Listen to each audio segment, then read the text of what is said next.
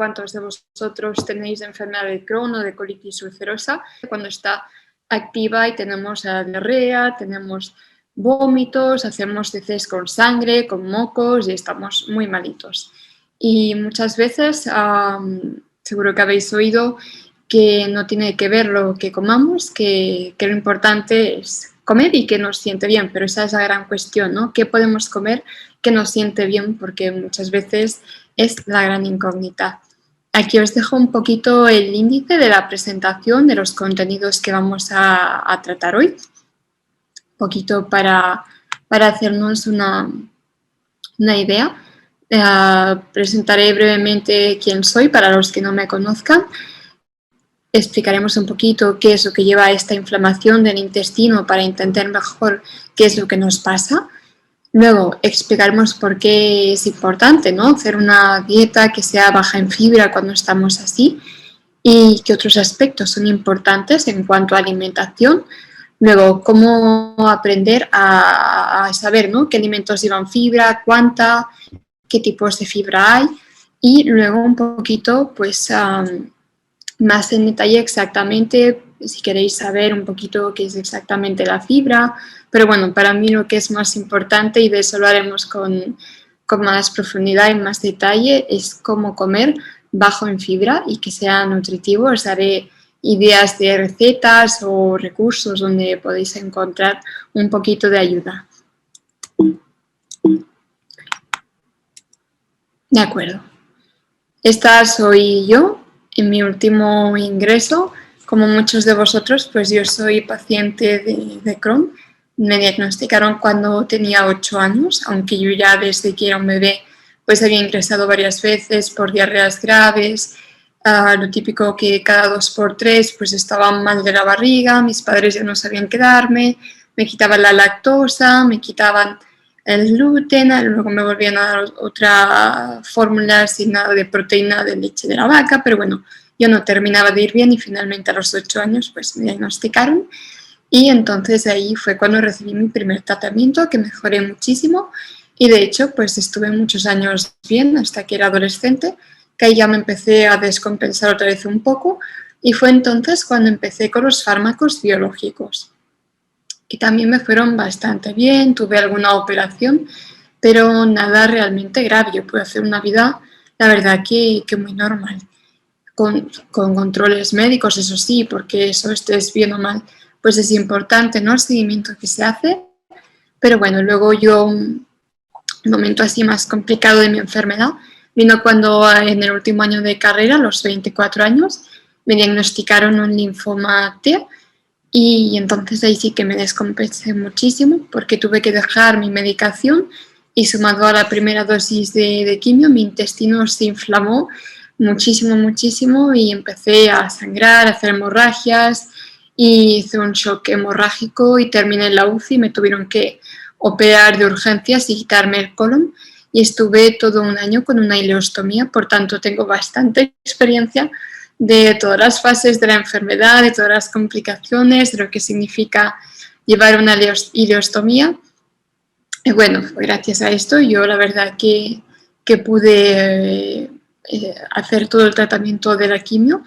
La ileostomía me salvó la vida, aunque yo hasta entonces lo veía como algo súper negativo y siempre decía que prefería morirme antes que llevar una ileostomía, pero cuando me llegó el momento lo tuve muy claro y estoy muy, muy contenta, de hecho, de haber tomado esa decisión en ese momento de mi vida. Y bueno, esto lo digo porque yo pues, le tenía mucho miedo y pienso que es importante que realmente no es para tanto, no es tan terrible como me pensaba y me permitió pues seguir adelante, que yo creo que eso es lo más importante de todo. Bueno, no me enrollo, que me voy por las ramas. Después de terminar la quimio, yo también terminé el examen MIR y después de esto yo me operé, me reconstruyeron otra vez. Tuve alguna que otra complicación en la operación, pero bueno, salió bien. Ahora tengo una estenosis intestinal y también pues tengo que seguir jugando con la fibra, pero bueno, para eso deciros que me pongo mucho en vuestro lugar y sé lo importante que puede ser la alimentación y que no comparto para nada este mensaje que se lanza de no es para tanto o eres un exagerado, no viene de ahí, ¿no? De cuando hablan de la comida, y que realmente que sí, que puede marcar la diferencia. No hay ninguna dieta curativa, eso es verdad, excepto para la enfermedad celíaca. No hay ninguna dieta que te cure la enfermedad, pero sí que con la dieta podemos jugar muchas cartas. Así que bueno, además de paciente, que os acabo de explicar un poco mi experiencia como paciente, yo soy médico, estoy haciendo la especialidad de medicina de familia porque es una especialidad que te permite tener una visión de las diferentes especialidades del endocrino, del digestivo, de la dermatología. Pues esto considero que es importante porque es una enfermedad que tiene no solo la afectación en el intestino, sino en diferentes órganos, y esta visión de conjunto creo que es súper importante. Además me gusta mucho la investigación y la nutrición, como os podéis imaginar, por eso hice el máster, he investigado y bueno, ya no sé si tenéis alguna otra curiosidad, pues ya me lo decís. Ahora pasaremos un poquito a lo que es la causa de la inflamación en sí, ¿no? Como sabéis, la colitis ulcerosa y la enfermedad de Crohn, ninguna se tiene 100% claro qué es la causa. Probablemente se trate de enfermedades que tienen un origen multifactorial. Esto quiere decir que hay varias causas implicadas. Sobre todo hay el ambiente. Esto se ve muy claro porque en países subdesarrollados como África, América del Sur, la enfermedad inflamatoria intestinal es casi inexistente. Es decir, que tiene que haber algo muy importante en nuestro ambiente, en nuestra alimentación, en el estrés, en la polución, algo que hace que aquí lo desarrollemos. Luego también es importante la carga genética. Está visto que es más frecuente si tienes un familiar, si tienes un hermano afectado. Y luego también está la disregulación del sistema inmune, ¿no? Somos personas que tenemos como un sistema inmune tocado de base. Luego, como en un cuarto lugar, está la alteración de la microbiota, que la microbiota son todas estas bacterias que tenemos por todo el cuerpo, no solo en el intestino, la conocida flora intestinal, sino que también están por nuestra piel, en las fosas nasales, estamos colonizados por completo. Y bueno, sí, gracias a estas bacterias, hongos, proteobacterias, todo este conjunto nos permite sobrevivir porque nos producen una serie de sustancias que nos ayudan, como vitaminas, ácidos grasos de cadena corta, ayudan a regular el sistema inmune. Es un mundo muy interesante. Pues se ha visto que los pacientes con Crohn y colitis ulcerosa tenemos una menor diversidad y una menor cantidad de estas bacterias, y esto facilita un poco que aparezca toda esta inflamación junto con un sistema inmune que no responde bien y ataca a cosas que no debería atacar, y por tanto todo esto sumado a los antígenos que nos llega de la dieta, ¿no? En resumen, esto hace que por estas tres patitas el sistema inmune que reacciona mal a cosas que no tendría que reaccionar, como por ejemplo, viniendo de fuera, ciertos alimentos, cierta polución que nos pueda llegar de lo que respiramos, y sumado, ¿no?, a estas bacterias que no hay la suficiente cantidad ni los suficientes tipos, hace que tengamos una capa de moco en el intestino más finita, que tengamos menos bacterias que nos defienden de bacterias dañinas que inician la inflamación. Todo esto hace que el sistema inmune se trastoque y reaccione contra nuestro propio intestino, lo ataque y aparezca esta permeabilidad que viene a ser como una especie de poros en lo que sería el intestino, y a través de ahí pues entran cosas y se va retroalimentando esta inflamación. Eso, como os digo, es muy complejo, pero no nos interesa aquí y ahora entender exactamente las causas que hay detrás, sino entender de que cuando tenemos el intestino inflamado, esto significa que el intestino no va a hacer bien su función. Y por no hacer bien su función quiere decir que no va a absorber bien los nutrientes, que no va a retener bien el agua, y por eso tenemos unas heces con tanta agua, que es la diarrea, y que tampoco vamos a digerir bien los alimentos. Por esta falta de microbiota vamos a tener más gases, más dolor abdominal, incluso también vamos a tener déficits de nutrientes, vamos a experimentar también en muchos casos unas heces con grasa porque no la digerimos ni la absorbemos bien. Y esto lo podemos ver si cuando vamos al baño y miramos nuestra caca, vemos que flota. Esto quiere decir que no estamos absorbiendo bien las grasas. Vale. Ay, que me sale que está tapando aquí. De acuerdo. Como os comentaba antes, no hay ninguna dieta milagrosa, ni ningún alimento, ni ningún suplemento que nos vaya a curar. Ya os lo adelanto, y quien nos diga esto os está mintiendo. Pero bueno, lo importante de todo esto es saber qué es lo que puede ofrecernos una dieta, que para mí es muy importante, porque la diferencia entre hacerlo o no hacerlo puede marcar mucho nuestro día a día. De ir de 40 veces al lavabo a conseguir ir 10, para mí esto es muy importante, y esto además de mejorar nuestra calidad de vida, porque no estaremos todo el día atados al lavabo, estaremos menos cansados porque estaremos menos deshidratados, absorberemos mejor los nutrientes, nuestro intestino pues estará un poquito más ágil, por así decirlo, y nos permitirá de segundas tener más energía y poder hacer mejor nuestro día a día. Y en el caso que tengamos una ileostomía o tengamos alguna estenosis, esto sí que es muy importante, el control de la fibra, porque si nos pasamos nos vamos a tapar y vamos a terminar en el hospital, que es lo que nadie quiere. Y en el caso también de que tengamos después de comer, ¿no? Hay gente que tiene muchas náuseas, muchos vómitos, mucho malestar intestinal, nos va a permitir mejorar también todo esto. Y bueno, aparte de esto, vale. Aparte de esto, es muy importante el estar bien nutrido, no solo por los síntomas, sino por todo lo que implica. El 85% de los pacientes está malnutrido, y malnutrido pues puede parecer poco aparente, porque hoy en día la mayoría de personas, de hecho, cuando entran por la consulta no es aquel prototipo de paciente delgado, súper consumido. Hoy en día con el consumo tan grande que hay de ultraprocesados, lamentablemente pues la mayoría de personas está obesa o incluso con un peso normal, y no tienes esta sensación de que estás malnutrido.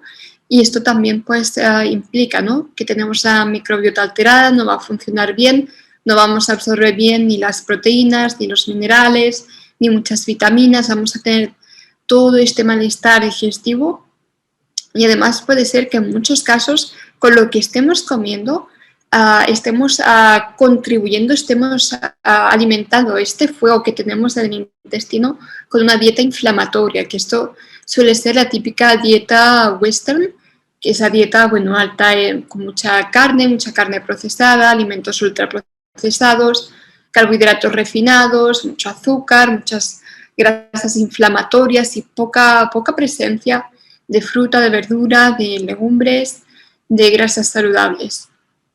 Y luego, además, a todo este contexto se tiene que sumar que muchas veces cuando tomamos ciertos fármacos, estos interaccionan con los alimentos. Por ejemplo, ¿no?, los corticoides pues, pueden provocar una alteración en lo que serían nuestros huesos, una alteración en el uso del calcio, y esto puede provocar a la larga osteoporosis. Luego hay otros fármacos como la sulfasalacina o el metrotexato, que afectan a lo que sería el uso del ácido fólico, y esto nos puede causar una anemia. Y otros fármacos que afectan a la absorción del hierro, ¿no? Todo esto es muy complejo y son cositas que nos están favoreciendo a que estemos malnutridos. Y lo importante, ¿no?, de estar malnutrido, más allá de estar con un peso u otro, y por supuesto, ¿no?, de que nos encontremos mejor o peor, esto tiene consecuencias importantes, y por importantes quiero decir que esto dificulta que se cubren estas ulceritas que tenemos en el intestino cuando estamos con el intestino inflamado, ¿no?, porque estamos malnutridos, no tenemos proteínas, no tenemos vitaminas, nutrientes, energía, y no se cura bien esta úlcera, y estamos alargando esta etapa de estar enfermos. Además, si nos operan, pues esto puede significar que tengamos más números de que si hacen cualquier tipo de incisión o hacen algún empalme, este empalme falle porque estamos malnutridos. También potencia los efectos secundarios de la medicación, hace que respondamos peor a la medicación. Quiero decir que es muy importante realmente lo que comemos por todo esto, por encontrarnos bien, por tener un peso que nos haga sentir a gusto y también por todas las consecuencias que tiene a nivel ya más consecuencias serias y que no son las que nos vienen a la cabeza, ¿no? Porque puede ser muy pesado cuando uno está enfermo encima tener que preocuparse de qué comer y es muy fácil decir, ¿no? De bueno, pues suficiente tengo con estar enfermo como para preocuparme por qué como, si total como un donut o como arroz hervido o coma una manzana me sienta mal, pues al menos como algo que disfruto. Pues yo quiero romper un poquito con esta idea y deciros que sí que importa lo que comemos y que nos puede ayudar mucho, puede ayudarnos a estar más hacia mejor o más hacia peor. De acuerdo. Otra cosa así que creo que es muy importante tener en cuenta y que normalmente no se dice es que no todo es la alimentación. Como os decía, es importante, pero no es curativa. Pero esto no quiere decir que no sea importante de hacerlo bien, porque si vamos sumando cosas que podemos hacer, como sería la dieta baja en fibra, que es la indicada en este caso, de la que ahora hablaremos en detalle, tenemos una parte ganada, pero además de esta mejora podemos seguir sumando mejoras con otras actividades que dependen de nosotros, no del médico o del hospital al que vayamos, sino que esto está en nuestro terreno, que también son muy importantes. Son el ejercicio físico y esto tanto, ya sé que puede parecer un poco paradójico porque cuando estamos en brote estamos muy cansados, tenemos ganas de estar en el sofá, estamos malitos, no nos encontramos bien, pero lo malo del sofá es que nos termina consumiendo, el poco músculo que tenemos se va entre que es, o sea, por se va, quiero decir que lo consumimos porque nuestro cuerpo está aumentado de revoluciones y utiliza ese músculo para obtener las proteínas que no podemos obtener de la dieta porque nuestro intestino no las absorbe bien y nos consume a nosotros mismos. Y por otro lado, el músculo se atrofia de no usarlo, de estar todo el día en el sofá. Esto contribuye aún más a que estemos aún más cansados. Así que aunque pueda parecer un poco paradójico que cuando estemos cansados no descansemos, ¿no? Y hagamos ejercicio, esto nos va a ayudar a la larga con los días a ir recuperando la fuerza, porque para esto no hay ninguna pastilla que nos ayude a recuperar las fuerzas. Podemos dar pastillas para el dolor, pastillas para si tenemos náuseas, podemos, ¿no? Otro tipo de complicaciones las podemos tratar con fármacos, pero para el cansancio, que es algo que tienen 7 de cada 10 pacientes, no hay nada realmente que se pueda recetar, pero sí que el ejercicio físico nos puede ayudar mucho porque nos ayudará a recuperar el apetito al hacer ejercicio. Esto estimula el hambre y nos va a ayudar a comer mejor, a comer más, que cuando estamos enfermos cuesta comer muchas veces. Y por el otro lado, si entrenamos ejercicio de fuerza, esto va a ayudarnos a recuperar esta masa muscular y a que tengamos más energías, a sentirnos bien y a recuperar las ganas de hacer las cosas. Y luego también el ejercicio cardiovascular, caminar, correr, el que a nosotros nos guste, bici, natación, nos va a ayudar también a recuperar un poquito este fondo, a que no subamos unas escaleras y nos falte el aire. Esto es muy importante. Luego también es muy importante un tercer pilar, descansar bien. ¿De acuerdo? Dormir 8 horas, 7, lo que nuestro cuerpo nos pida es muy importante porque por la noche nuestro cuerpo pone en marcha una serie de procesos de reparación, por así decirlo, que en este momento son más importantes que nunca porque tenemos más cosas a reparar que nunca.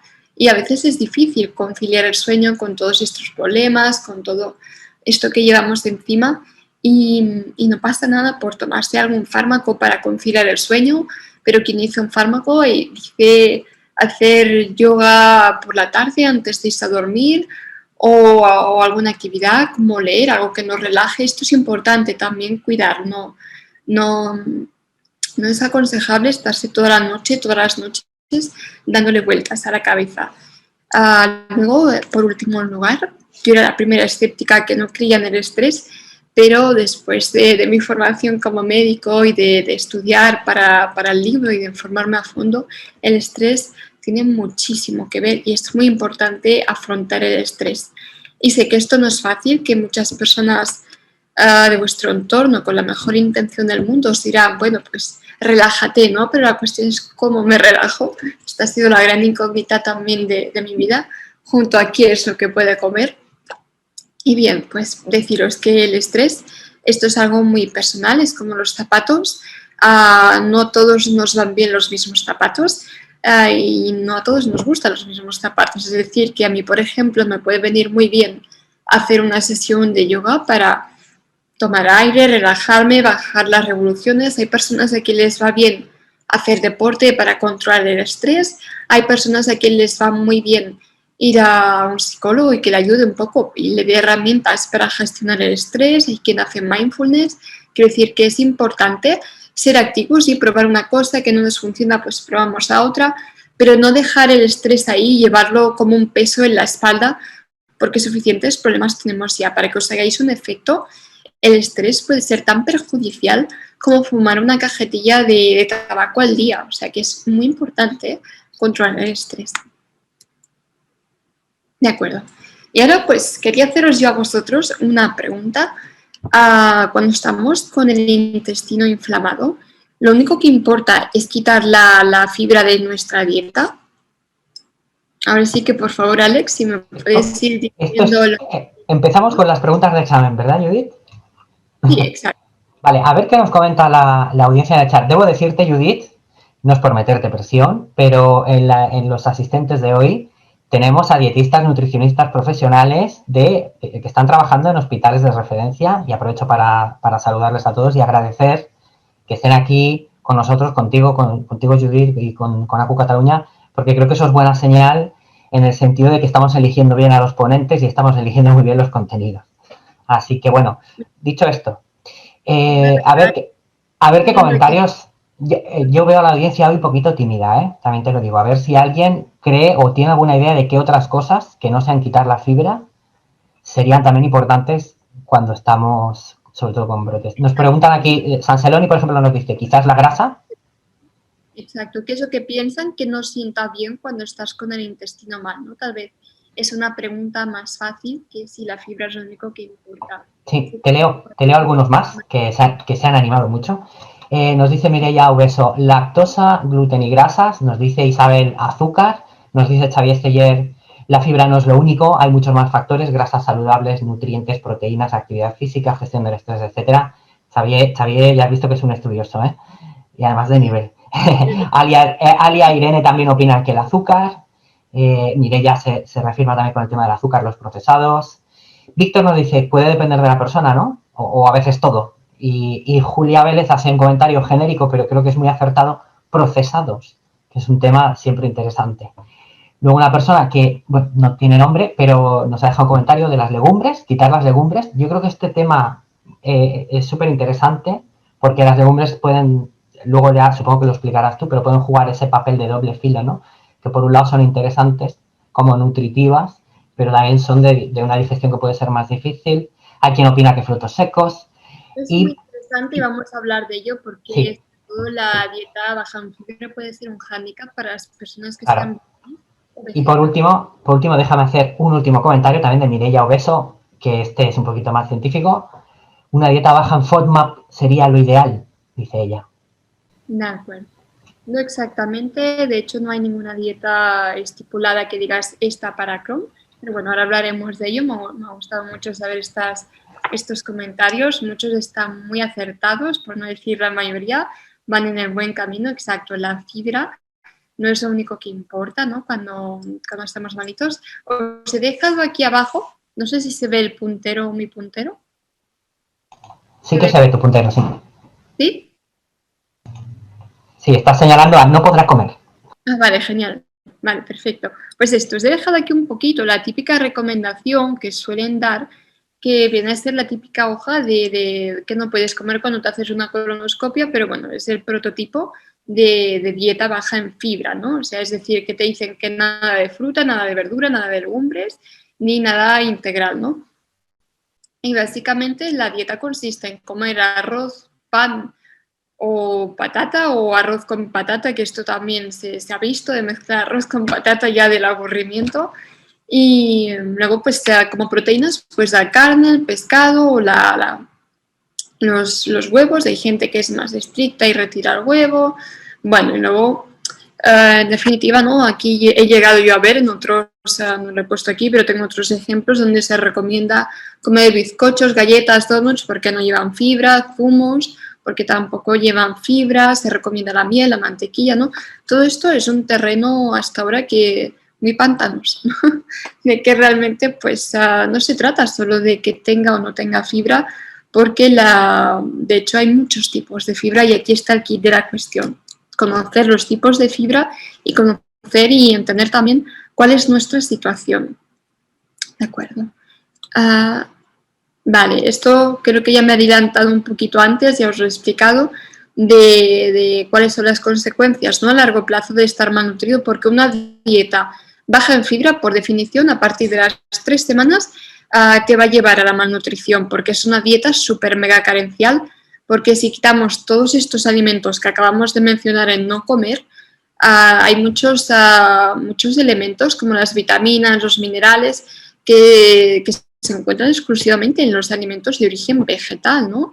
Y comer solo carne y arroz o patata, pues no es saludable y no hace falta ser médico, ni científico, ni ningún tipo de estudio, que esto ya por lógica debería saltarnos una alarma, ¿no? Pero lamentablemente a muchas personas se les da esta dieta de manera indefinida hasta que estén bien, y si no están bien, pues para toda la vida. Y esto no es así, porque tiene, como decía, pues tiene consecuencias a largo plazo.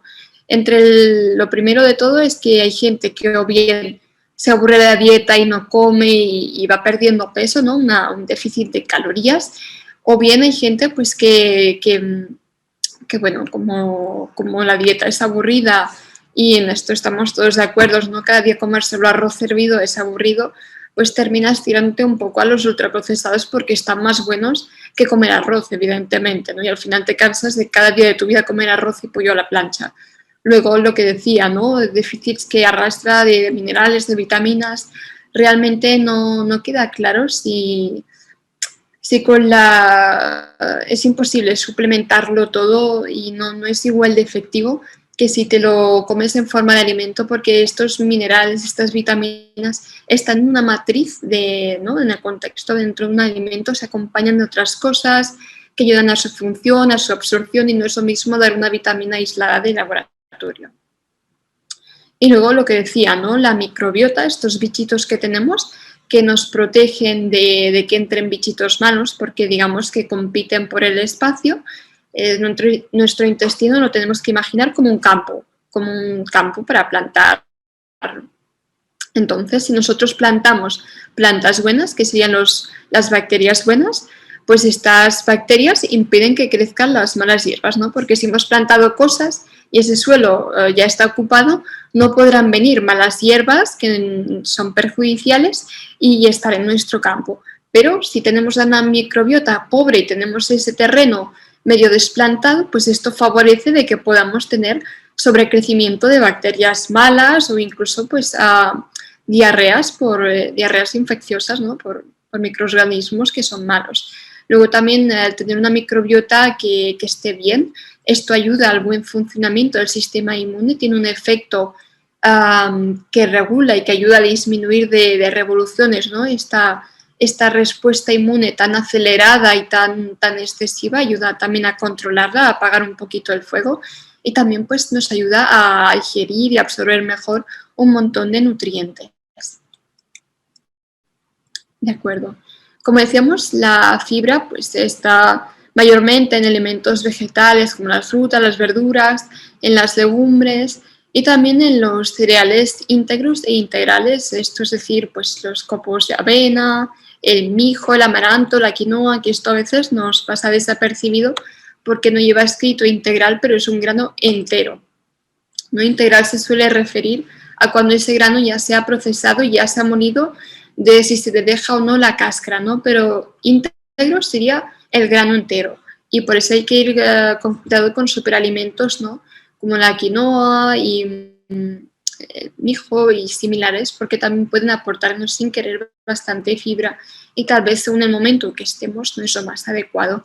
Y luego también decir que hay poquitos, pero también hay elementos que son de origen animal, como los nervios o los tendones de la carne, o incluso pues hay personas que comen del marisco, se lo comen con cáscara, se comen la gamba con cáscara, o sé que es poco frecuente, pero me he encontrado con algún paciente que come insectos porque le gusta mucho la comida exótica, y esto también, lo que sería el esqueleto del insecto, la quitina que tiene, esto también cuenta como fibra, tiene el mismo efecto. De acuerdo, pues vamos allá con el primer mito, que la fibra no es toda igual, ¿de acuerdo? Hay dos tipos de fibra básicamente, la soluble, que esto se llama soluble porque tiene la capacidad de hidratarse, ¿no? Si nosotros a esta fibra la rodeamos de agua, se forma como una especie de gel, de gelatina, ¿no? Y esto lo que hace es que dentro de nuestro intestino este gel hará que avance más lentamente por el intestino y le dará consistencia a las heces, hace como de espesante de nuestras cacas, por así decirlo, ¿no? Y esto significa que iremos menos veces al baño, porque esta comida tardará más tiempo en atravesar todo nuestro intestino. Y luego también esto favorece que nuestra microbiota funcione bien, ¿no? Porque este tipo de fibra es la que sirve de alimento para nuestra microbiota, ¿no? Digamos que tiene efecto prebiótico con E, que significa que sirve de alimento, de estímulo a nuestras bacterias buenas, ¿no? Por lo tanto, tiene un doble efecto beneficioso, y además también es muy importante el tema de la saciedad, porque una dieta baja en fibra es poco saciante, ¿no? Los alimentos con fibra normalmente son aquellos que nos cuestan de masticar, estamos rato dándole vueltas, esto también favorece que cuanto más masticamos algo, más saliva hacemos, y esta saliva tiene amilasa, que es una enzima que favorece la digestión, con lo cual esto nos va a venir mejor para que luego la comida también nos siente mejor y para que dé tiempo, ¿no?, de que esta comida que estamos comiendo le llegue la señal al cerebro desde que el estómago empieza a llenarse hasta que le llega la señal de que estamos saciados. Si nos tomamos un batido, esto pasa en 10 segundos al estómago, se vacía rápido y como que no hemos comido para nuestro cerebro, ¿no? No le ha dado tiempo a que llegue esa señal, y entonces es cuando comemos de más. Por tanto, también tiene un efecto muy interesante para regular el peso en personas con sobrepeso. Y luego hay el otro tipo de fibra que se llama insoluble, porque no tiene esta capacidad de retener el agua. Es una fibra que tiene un efecto más irritativo, ¿no? Es decir, sobre el intestino lo que hace es como darle la señal de que se acelere, de que se mueva más rápido, y esta es la que interesa más cuando hay estreñimiento, porque da esta señal de muévete, vacíate, avanza, ¿no? Pero si ya tenemos un intestino inflamado, este tipo de fibra nos va a irritar aún más, y esta es la que hay que disminuir. Luego explicaremos un poquito mejor, a ver, aquí lo tengo, sí, qué tipo de fibra es cada uno, ¿de acuerdo? Porque muchas veces están en el mismo alimento y es súper clave cómo preparemos el alimento, ¿no? Clásicamente en las dietas que se dan, estas que os he enseñado, pues como mucho te dejan comer las más permisivas, manzana en compota o manzana hervida o al horno y plátano. Esto es como lo máximo que te dejan comer, pero en realidad si buscamos y si nos basamos más en el tipo de fibra y teniendo también presente, ¿no?, la cantidad, si no recuerdo mal, una manzana, por ejemplo, por 100 gramos tiene unos 2 gramos de fibra por 100 gramos de manzana, pero sin embargo hay otras frutas que tienen incluso menos fibra que una manzana y no aparecen nunca, ¿no?, en este listado, pero esto nos va a ayudar muchísimo a darle variedad a nuestra dieta y aportarnos pues más vitaminas, más minerales, como por ejemplo pues los que os he enseñado aquí, ¿no?, que son las frutas que tienen un alto contenido en agua, como puede ser el melón, la sandía. Luego también tenemos al mango, por ejemplo. Todas estas tienen incluso menos fibra que una manzana y nos pueden ayudar a dar variedad a la dieta para no estar comiendo cada día de nuestra vida manzana y cada fruta, ¿no? Pues tiene sus particularidades y por esto hay que comer un poquito de todo, ¿no? En general sería bueno consumir frutas de diferente color porque los colores son un poco los nutrientes que tienen los diferentes nutrientes que tienen las frutas, ¿no? Y luego con la verdura pasa exactamente lo mismo. Normalmente el que hay como permitido, que no es exactamente una verdura, pero eso más aproximado, son las patatas, que esto sería más bien un carbohidrato, y las zanahorias, ¿no? Más o menos una zanahoria pues también está alrededor de los 2 gramos de fibra por 100 gramos de zanahoria, pero hay alimentos que tienen menos fibra que esto y que nos van a ayudar un montón a enriquecer nuestra dieta y hacerla más llevable en el día a día, que serían, pues por ejemplo, el calabacín pelado, tiene menos fibra, el pepino también es casi todo agua, el pepino, y esto nos puede permitir quitarnos el antojo que podamos tener de ensalada, o el tomate también, sin semillas, y si la piel también es casi todo agua, nos va a ayudar un montón a darle variedad a la dieta. La calabaza también es una verdura que nos podemos permitir si la pelamos y le quitamos las pepitas, que normalmente ya la comemos así. Pero bueno, otros alimentos, pues por ejemplo, el champiñón, el típico champiñón blanco de París, no digamos que hay muchas más verduras que podemos introducir en nuestra dieta sin ningún tipo de miedo y que incluso tiene menos fibra. Ahora que sí, lo que es más la fibra insoluble, esta que debemos evitar porque es irritante, para tener una idea así general, sin ir a buscar a Google cuántos gramos de fibra tiene y qué tipo de fibra tiene, digamos que sería todo aquel tipo de fruta a la que no le podamos retirar la piel ni las semillas, como por ejemplo, ¿no? Todas las semillas que tiene el kiwi, todas las semillas que llevan las fresas, las frambuesas, los frutos del bosque en general. Los higos también llevan un montón de semillas, la granada, y luego también pues otros alimentos como por ejemplo el maíz, que tiene como esta piel que por mucho que el mastiques luego lo acabas sacando igual que entras. Luego también está como otros vegetales, pues por ejemplo todo lo que serían hojas verdes, ¿no? Que son muy fibrosos y esto nos puede provocar bastante diarrea, ¿no? Porque es básicamente agua y fibra de esta insoluble.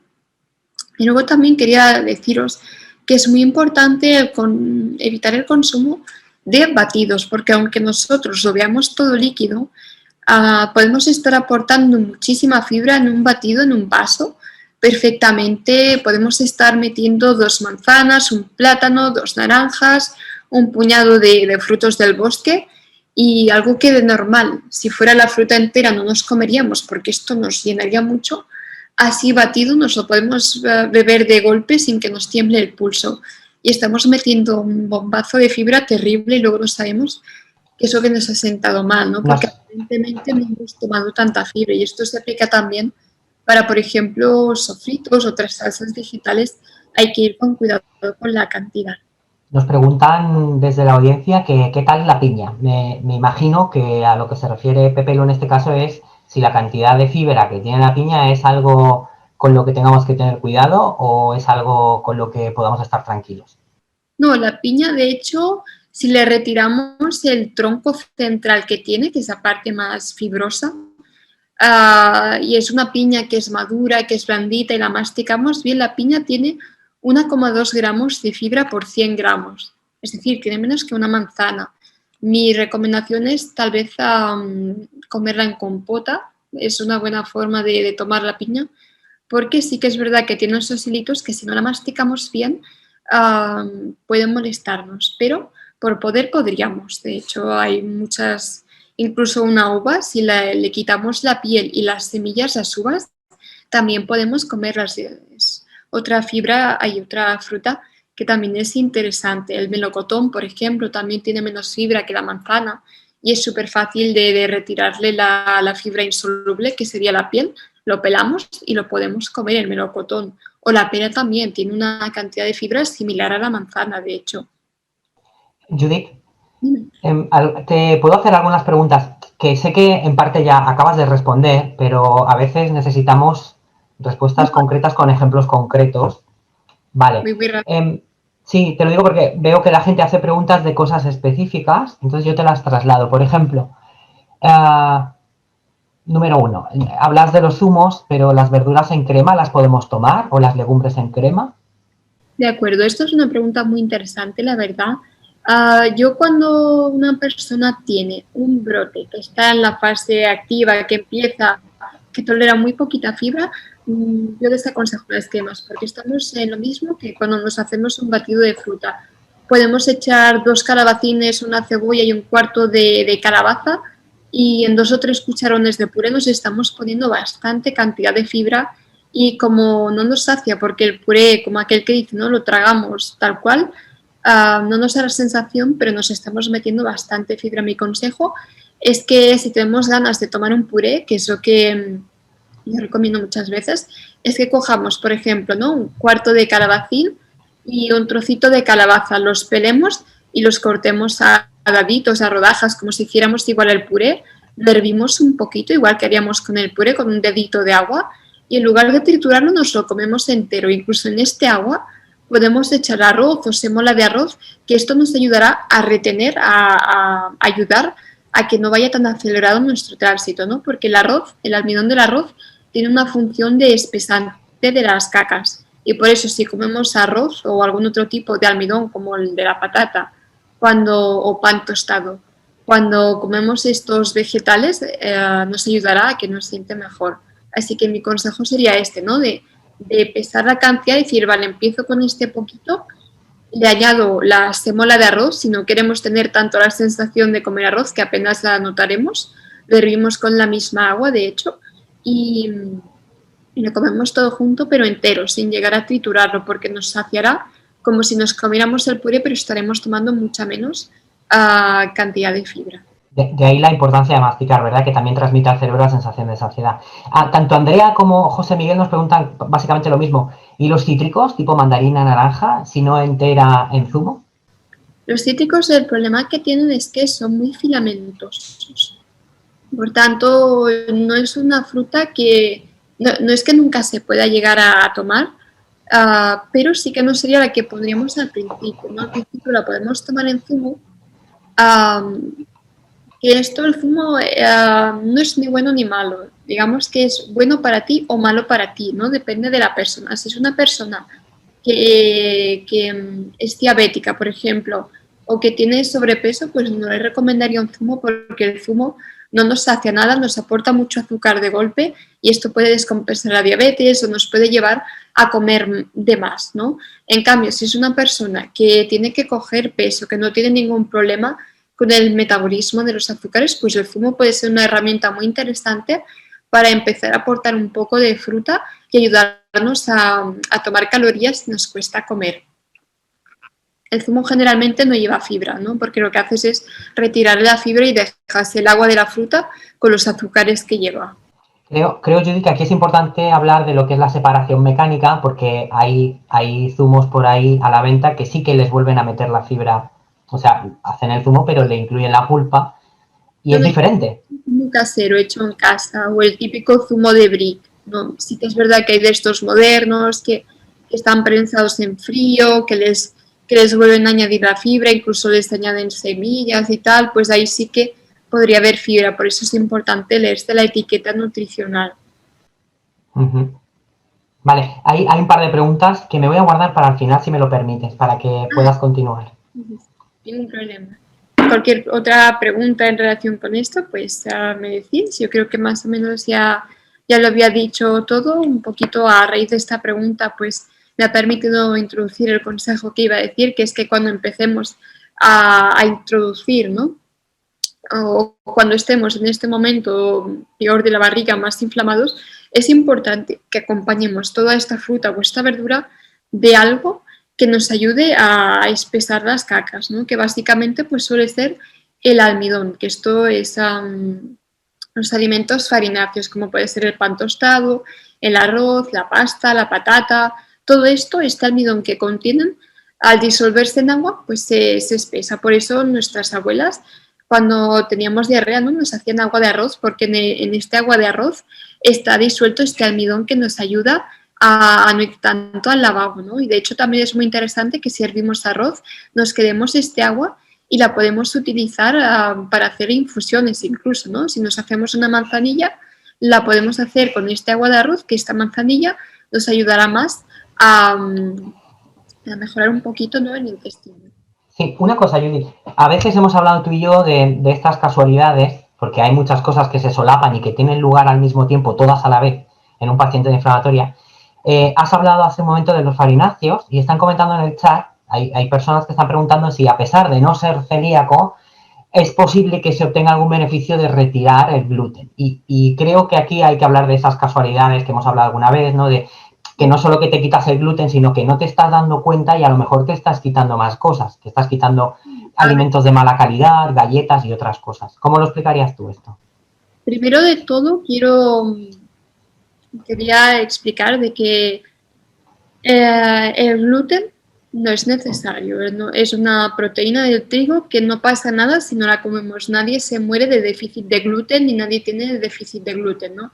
Ahora bien, hacer una dieta sin gluten es complicado, es más caro, es difícil y no necesariamente tiene por qué ser más sana. Yo siempre me remito a la evidencia científica, a lo que hay demostrado sobre el papel, y ahora por ahora no hay suficiente cantidad de artículos científicos que avalen el retirar el gluten para la enfermedad inflamatoria intestinal.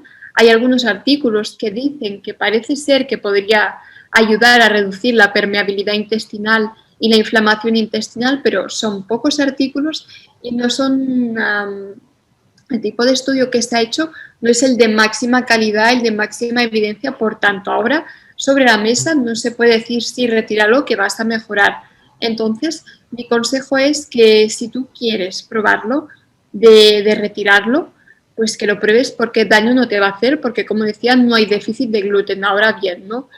Necesariamente no quiere decir que mejoremos por retirar el gluten. Muchas veces cuando se retira el gluten, pues dejamos de comer pizzas, hamburguesas, los procesados en su mayoría son cosas hechas con gluten porque tanto si llevan trigo o harina de trigo o es pan o es bollería como galletas, donuts, todo esto. Hay muchos otros procesados que lo que llevan son espesantes, aditivos, que son como derivados del gluten, ¿no? De hecho, el gluten es como Dios, si me permitís la comparación, que está en todas partes, pero nadie le ve, pues esto vendría a ser el gluten, ¿no? Y por eso cuando empezamos a mirar etiquetas y si tiene gluten no lo ponemos, normalmente se acompaña, ¿no?, de este deseo de la persona de querer cuidarse más, de comer más fruta, más verdura, de hacer más ejercicio, comer más sano en general, pues por supuesto que mejoramos, pero no necesariamente tiene que ser porque hayamos quitado el gluten. De hecho, muchas personas que se quitan el gluten, que tienen un intestino irritable, por ejemplo,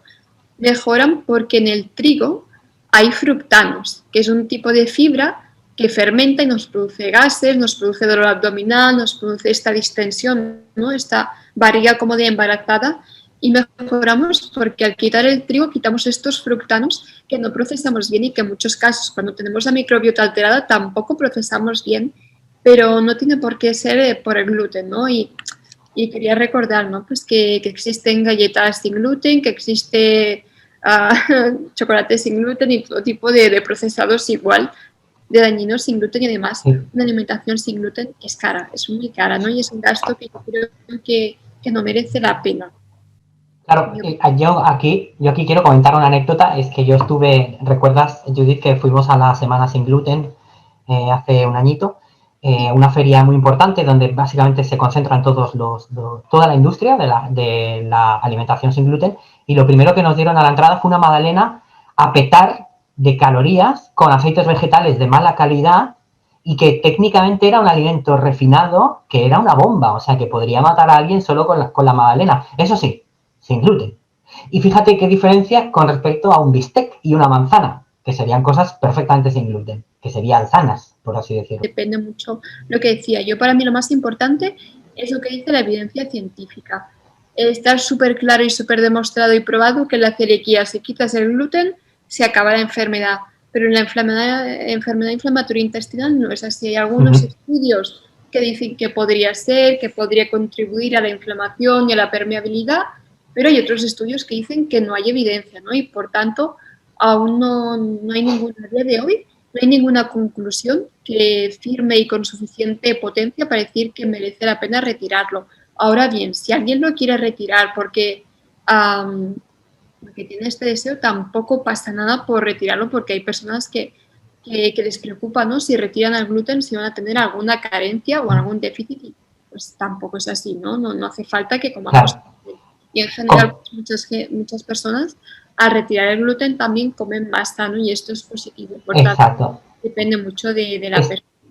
Esto lo comentábamos el otro día con Virginia, que para el que no estuvo, Virginia ya directamente recomendó el libro de Judith y recomendó las pautas que comenta Judith cuando estamos en brote.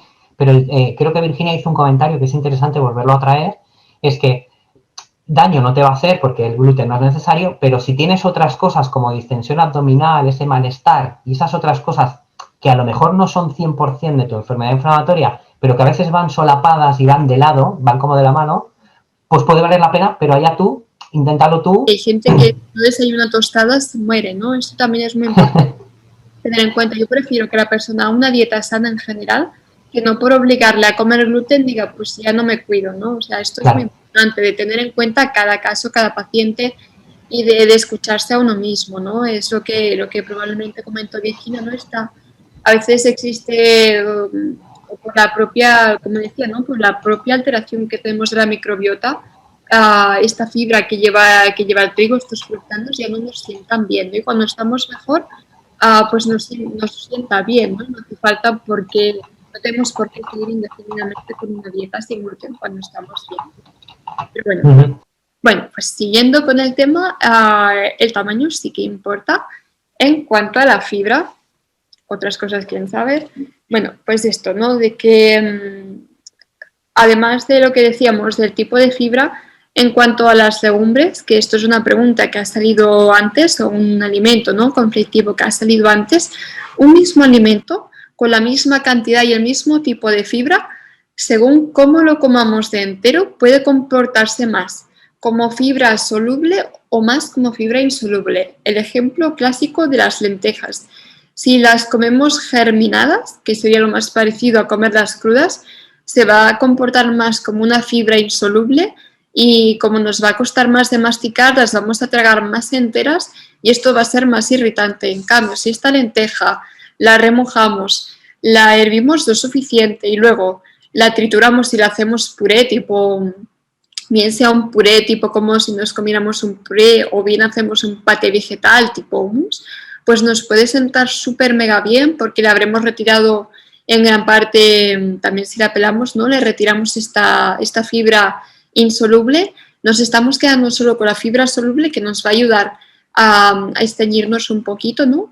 Y a favorecer y alimentar esta microbiota. Por tanto, es muy importante que tener muy presente que tenemos que masticar muy bien los alimentos con fibra, pero mucho, mucho, mucho.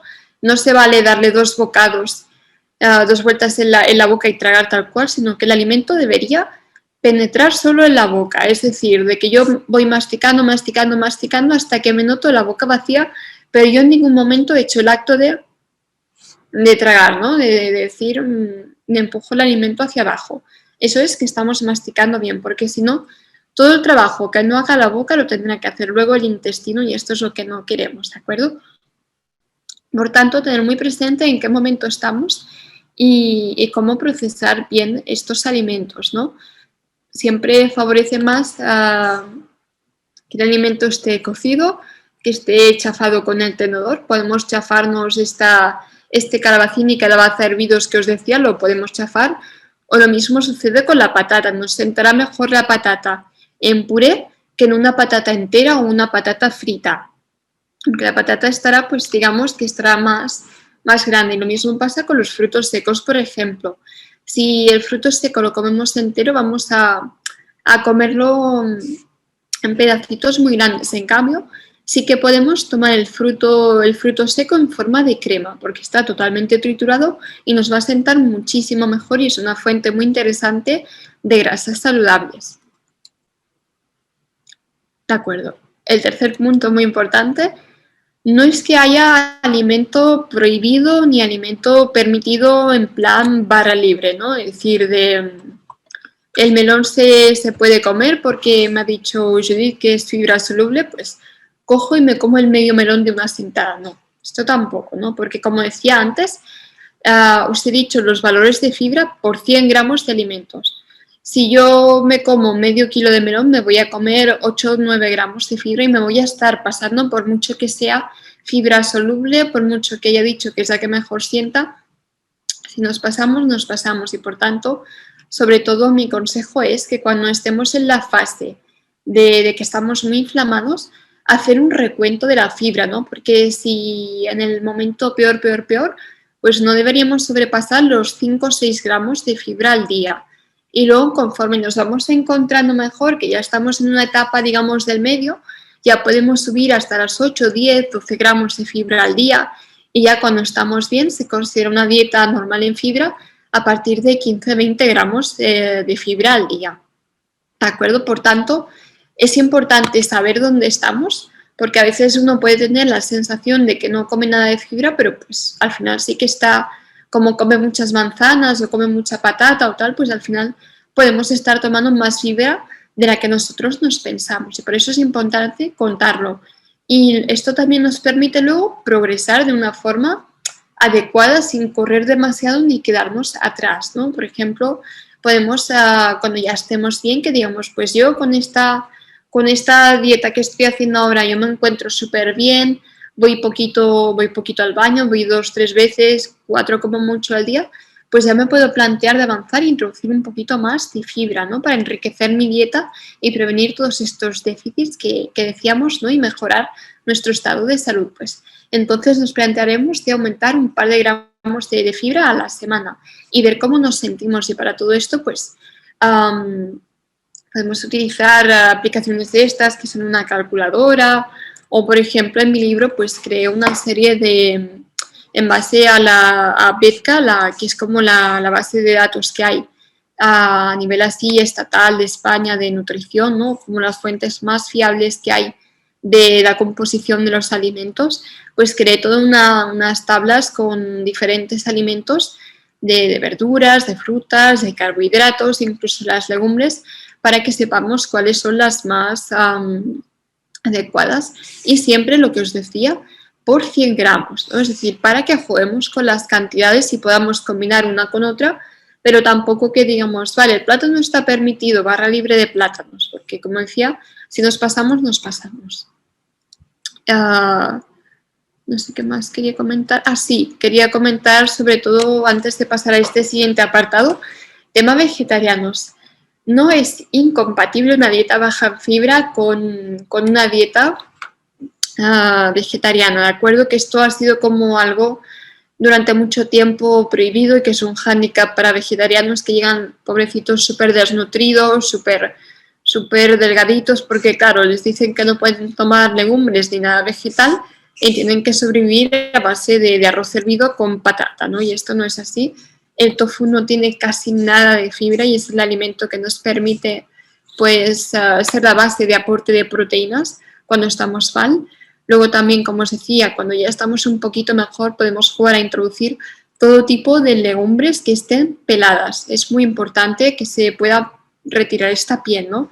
Hay legumbres que no lo permiten o que es más difícil, pero en general yo recomendaría la lenteja roja o la pasta que hay de lenteja roja en Mercadona, por ejemplo, estas Felices que hacen. Esta lenteja roja de por sí es sin piel, la lenteja amarilla también es sin piel, luego venden también guisante verde partido sin piel. Estos alimentos podemos aprovecharlos para hacer patés vegetales en lugar de poner el típico bocadillo de embutido, o para las tostadas o para picotear simplemente. O bien, si ya estamos un poquito mejor, para hacer una crema que mezcle un poco de legumbre con un poco de arroz y un poco de algunos vegetales, ¿no? Lo trituramos todo y nos va a sentar bien y nos permite seguir con la dieta vegetariana. Luego también está tema de suplementarlo con proteína vegetal, que esto no lleva nada de fibra y por tanto es una buena forma de terminar de complementar la dieta vegetariana o vegana. De acuerdo, ahora sí. Aparte de la fibra, que es lo que más llevamos hablando, también es muy importante para nuestra recuperación aportar suficiente proteína, porque igual que cuando nos hacemos una herida que tiene que regenerarse la piel, ¿no? Que tienen que volver a crecer células, o cuando estamos creciendo o cuando queremos ganar masa muscular, que estos culturistas lo saben súper bien, que es súper importante, ¿no? El típico chico de gimnasio con el batido de proteínas o con el tupper de arroz con pollo, pues es súper importante aportar la suficiente cantidad de proteína, que es la que nos va a aportar este material necesario para volver a construir este intestino dañado, ¿no? Para reparar todas estas úlceras, estas lesiones, esta sangre que perdemos con las heces nos permitirá, ¿no? Volver a fabricar estos glóbulos rojos. Se recomienda, como están las necesidades aumentadas, más o menos en torno a 1,2-1,5 gramos de proteína por kilo de peso al día. Es decir, que si yo peso 50 kilos, pues debería tomar unos 75 gramos de proteína al día. Esto no son 75 gramos de pollo. Volvemos a lo mismo, ¿no? Si nosotros vamos a ver la información nutricional del pollo, veremos que por 100 gramos de pollo hay 15 gramos de proteína. Esas son las proteínas que nos hemos de fijar, no lo que pesa el alimento en sí, porque el pollo lleva además agua, lleva grasas, lleva otros elementos que suman el total de esos 100 gramos que tenemos de pollo. Luego, debemos evaluar muy bien, según el tramo de intestino que tengamos afectado, si vamos a tolerar bien o no las grasas, porque si nosotros tenemos la zona que absorbe las grasas del intestino inflamada, no va a absorber las grasas, y esto tiene un efecto laxante. Las grasas y los ácidos biliares que cuando comemos grasas, la vesícula, ¿no? Y el hígado, pues lo que hacen es añadir al intestino estas sales biliares para digerir las grasas, pero si no lo absorbemos tiene un efecto laxante. Por lo tanto, si tenemos la absorción de grasas afectada y tomamos grasa con la comida, vamos a expulsar esta bilis, estas sales biliares, pero como no la vamos a absorber, nos va a hacer que vayamos aún más al lavabo, ¿no? Una forma muy fácil de verlo, sin ningún tipo de análisis ni de test, es simplemente observar si cuando vamos al lavabo nuestras cacas flotan o si tenemos una diarrea que se va como muy explosiva, con muchos gases. Esto puede ser sugestivo de que no estamos absorbiendo ni tolerando bien las grasas y por tanto habría que hacer una dieta baja en grasas, sean del tipo que sean. Luego, muy importante, la hidratación, que es el gran olvidado. Nos centramos a veces mucho en comer esto, lo otro, la chía, la quinoa, ¿no? Pero estamos pasando por alto que cuando tenemos diarrea estamos perdiendo mucha agua, mucho líquido, que muchas veces no reponemos. O si tomamos mucho té, mucho café, todo esto nos deshidrata. No hay que imponerse tomar 1,5 litros al día. Esto viene de un estudio que hizo un médico, creo que era en 1800 y algo, que básicamente determinó que había que beber 1,5 litros de agua al día, porque lo que hizo fue a lo largo de un día recoger toda la orina que había expulsado y le expulsó el orino, 1,5 litros. Entonces él concluyó que esta era el agua que teníamos que tomar, y esto no es así. Tenemos riñones que se encargan de regular la cantidad de agua, ¿no? Y tenemos un cierto margen, ¿no? Y además que hay otras formas por las que perdemos agua, el sudor, o al exhalar, el aire que expulsamos pues está hidratado, aunque no lo veamos, lleva algo de agua. Por eso cuando hace frío y sacamos este vaho, ¿no? Que luego si nos ponemos enfrente de un cristal frío y le echamos el aliento, se harán unas gotitas, pues este agua es el agua que hemos exhalado, ¿no? Es decir, que tiene que ser, en resumen, una cantidad de agua que nos permita estar confortables, que no notemos la boca seca, que no nos mareemos, que no tengamos dolor de cabeza, que este es otro de los síntomas, que podemos estar deshidratados, que nos cueste concentrarnos. Esto muchas veces también es porque estamos deshidratados. Si nos mareamos, pues también puede ser que estemos deshidratados, es decir, ¿no? de poner atención, de beber, pero si nos encontramos pues súper bien, no hay que obligarse tampoco o forzarse a beber 2 litros, o pacientes que tengo que me han venido que se auto-obligan a beber 3 litros porque han leído que tal, y tampoco hace falta, ¿no? De acuerdo.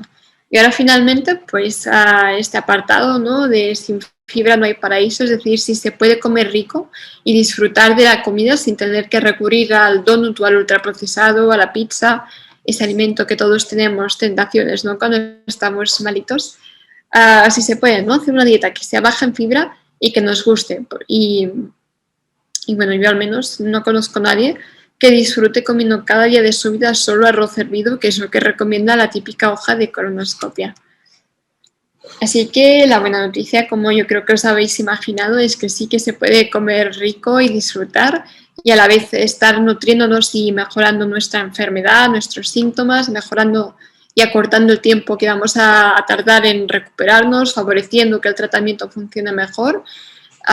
Como os decía, ¿no? Un buen recurso son los hummus, los patés vegetales, ¿no? Todo este tipo de alimentos que nos introducen la fibra de un tamaño, como decíamos, más amigable y de una forma normalmente lo acompañamos de pan o algún almidón que también hace que la toleremos mejor.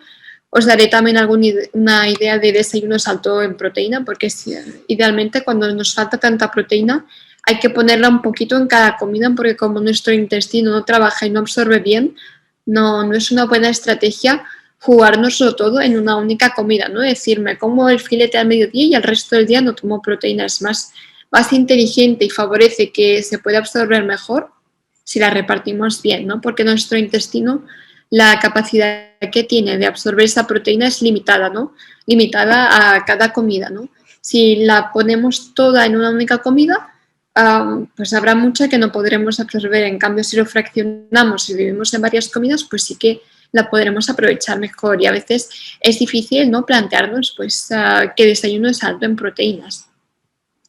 Y luego, pues también alguna idea de platos bajos en grasa que sea igualmente rico, porque todos sabemos, ¿no? Que la salsa y las grasas pues son bastante lo que le da la chicha al plato, lo que lo hace interesante, pero tenemos otros recursos para jugar y darle este sabor.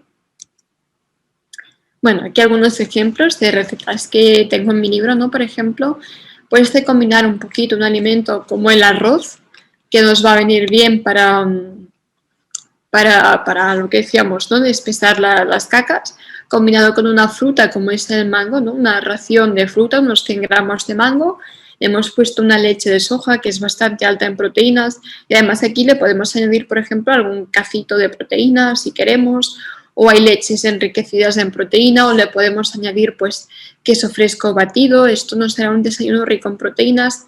Luego también tenemos, por ejemplo, este bizcocho de plátano en sartén que lleva claras y huevo, que esto nos va a dar un buen aporte de proteína y además pues le estamos poniendo aquí el plátano, que además al hacerlo a la sartén estará más blandito, estará como más trituradito, más chafadito y nos sentará aún mejor el plátano que comido así al natural. Luego, otras formas de darle sabor y de empezar a introducir un poquito, como os decía, las verduras cuando estamos en esta fase que toleramos poquito, pues es hacer un risotto, porque va a llevar bastante arroz, que nos va a ayudar a retener, va a llevar daditos de verduras, incluso una parte de estas verduras las podemos triturar y la mezclamos con el arroz para darle esa cremosidad sin necesidad de añadir una grasa, porque normalmente pues se añade parmesano o alguna versión así un poco prostituida, ¿no? Del risotto, que se le añade nata para darle esa cremosidad. Pues aquí le estaremos dando este aporte cremoso sin cebar de grasa el plato, ¿no? Y es un plato pues que disfrutaremos igual que un risotto. Y luego además otro ejemplo, ¿no? Por ejemplo, otro plato que es súper bajo en fibra es la patata, ¿no? Los típicos huevos rotos, en lugar de hacerlo frito, que esta grasa no nos va a sentar bien y tampoco es saludable, tengamos buena tolerancia o no a las grasas, es hacer la patata en una doble cocción. ¿Y por qué digo esto de la doble cocción? Porque la patata, junto con otros alimentos como la pasta o el pan, tiene una particularidad, que es que su almidón, también el del arroz, perdón que me lo dejaba, si lo cocemos, se enfría a una temperatura de entre 0 y 5 grados, este almidón en la nevera o en el congelador se cristaliza. Y luego cuando lo volvemos a calentar o no, si este almidón ha conseguido cristalizarse, tiene un efecto prebiótico, ¿no? Es decir, que no lo vamos esas calorías no las vamos a digerir con lo cual es interesante también para la pérdida de peso. Y lo que va a hacer este almidón, aparte de ayudarnos a espesar las heces, va a ayudarnos a dar de comer a esta microbiota que tenemos tan pobre y que es tan necesaria cuidarla y alimentarla, sin añadir apenas cantidad de fibra, ¿no? Es uno de los alimentos más bajos en fibra y por eso es muy interesante este plato, porque además nos permite añadir un par de huevos a la plancha y tendremos un buen balance de añadir proteína, de añadir patatas. Si uno es vegetariano o vegano, esto lo puede hacer con, por ejemplo, puede saltear un poquito de daditos de tofu con un aceite con sabor a romero o algún aceite así aromatizado, que de esto también doy receta en el libro de cómo aromatizar un aceite para darle sabor a nuestros platos sin añadir especias que son, por ejemplo, irritantes. Luego también hay postres, esto a todos nos gusta, pero lamentablemente muchos postres tienen muchos ingredientes inflamatorios como el azúcar, como las grasas saturadas, muchas grasas también refinadas que no son nada buenas, mucha harina procesada. Por tanto, aquí son otras opciones de postres. Por ejemplo, estas natillas que llevan papaya es una buena forma de introducir la papaya un poquito de cantidad y también una textura que es cocida y triturada que nos va a venir bien. Y si estamos ya un poquito mejor, incluso podemos dejar un poquito de la papaya para poner encima así decorativa y empezar a introducir la textura un poquito más entera. Y nos está aportando también proteínas. Esto se puede hacer a versión baja en grasa haciéndolo solo con clara en lugar de utilizar el huevo entero. Y luego también lleva un poquito de harina de arroz, porque el arroz, como decíamos, ¿no? El almidón que tiene es espesante de las heces, ¿no? Y esto es un postre rico en proteínas, bajo en fibra, sin grasa. Es un postre que nos ayuda también sin mucho esfuerzo, ayudar a recuperarnos en tema proteico y lo que sería también un poco de entre horas, si nos cuesta más comer, pues esto puede ser un buen aporte y también para personas que sean vegetarianas.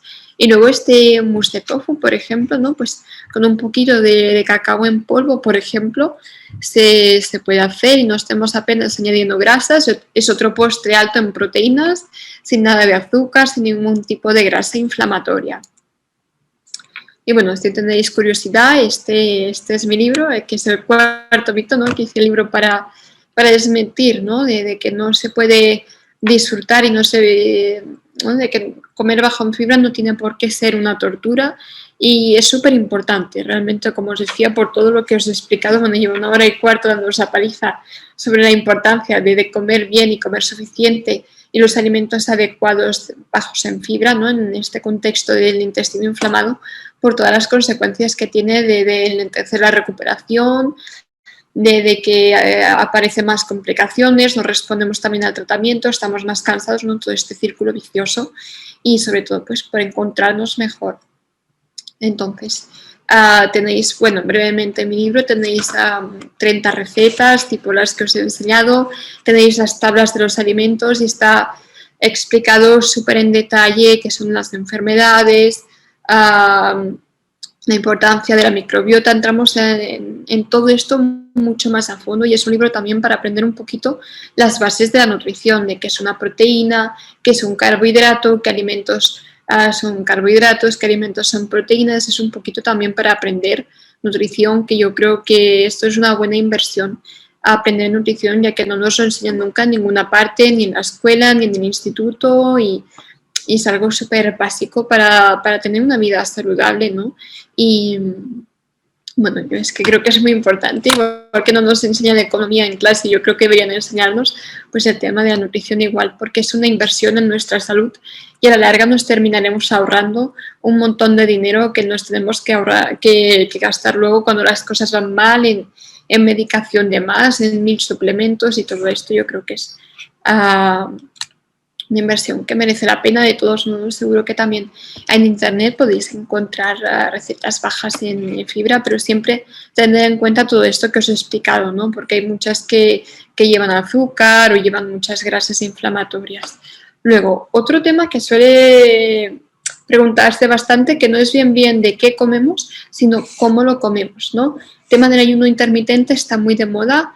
aún estaríamos un poco como el gluten, ¿no? Faltan estudios específicos para personas con enfermedad inflamatoria intestinal, pero sí que es cierto que se ha visto, ¿no? De que cuando estamos en brote, en niños lo que se hace es quitar la comida por completo y se dan batidos, ¿no? Porque esto no tenemos ni que digerirlo, esto se absorbe y nuestro intestino no trabaja nada de nada, digamos que el intestino está en reposo, ¿no? Y se ha visto que este ayuno es igual de efectivo que dar corticoides, ¿no? Que es una medicación muy potente que se da para parar el brote cuando está el intestino como en llamas, por así decirlo, y se ha visto que tiene la misma efectividad que el intestino repose. Por tanto, probablemente es de gran utilidad que hagamos ayuno intermitente. Esto puede ser, por ejemplo, de cenar un poco más temprano, de cenar a las 7, a las 8 de la tarde, y no desayunar hasta las 8 o las 9, ya estaríamos haciendo un ayuno de unas 12 horas, incluso si aguantamos hasta la media mañana, hasta las 10, las 11, ya serían 13, 14 horas, que ya eso que empieza a ser interesante, ¿no? Para nuestro cuerpo. Y mientras tanto podemos tomar infusiones, café, agua, caldos, cositas que no llevan calorías, básicamente líquidos, y nos puede ayudar bastante sobre todo en la fase esta en que estamos peor, porque viene a ser lo mismo, el mismo objetivo que persiguen estos batidos intestinales, estos batidos, perdón, estos batidos nutricionales que se dan cuando estamos tan mal, que se dan en niños y que tienen el mismo efecto que dar corticoides. Esto nos hace en adultos porque los adultos no lo cumplimos, hacemos lo que nos da la gana, nosotros esto de quitarnos la comida no, y a un adulto no lo puedes obligar, pero a un niño sí que lo puedes obligar. Y en adultos, pues esto, se dan corticoides, lo que pasa es que en niños se les obliga porque los corticoides pues afectan al crecimiento, afectan a los huesos y nos compensa más obligarles a los batidos. También como para ejemplo de que veáis que realmente lo que comemos y cómo lo comemos sí que importa y muchísimo. Y luego, pues esto, ¿no? Otra cosa interesante es de respetar un poquito el ritmo circadiano, porque está visto que nuestro cuerpo digiere mejor y procesa mejor los alimentos durante las horas de sol, porque es lo que durante milenios nuestro cuerpo está programado, ¿no? Cuando nos llega la luz a través de la retina, esto le da una señal al cerebro y el cerebro, pues, digamos que pone en marcha y envía señales para que nuestros órganos se activen y se pongan a funcionar bien, pero por la noche, como no recibe luz, pues digamos que nuestro cuerpo pone más esos órganos ya como más en modo de descanso y pone en marcha otras funciones más relacionadas con el sueño, la homeostasis, ¿no? Que es el reparar un poquito el cuerpo por la noche. Y cuando estamos mal del intestino, que ya de por sí no funciona bien, intentar respetar estos horarios pues puede ser de ayuda. Pero tanto el ayuno como el sincronizarse un poquito con los horarios, quiero decir que es de ayuda, pero tampoco nos tenemos que sentir súper mal y súper frustrados si no lo conseguimos hacer o si para nosotros pues nos supone más un estrés que una ayuda, ¿no? Quiero decir que son herramientas que están ahí, que no perdemos nada por probarlas y si conseguimos adaptarnos, pues eso que ganamos, pero que tampoco es algo decisivo de vida o muerte, de curarnos o no curarnos. Son cositas que nos pueden ayudar y que es interesante conocerlas y experimentar. Luego, por último, un tema también que solemos recibir muchas consultas es el tema de los probióticos, ¿de acuerdo?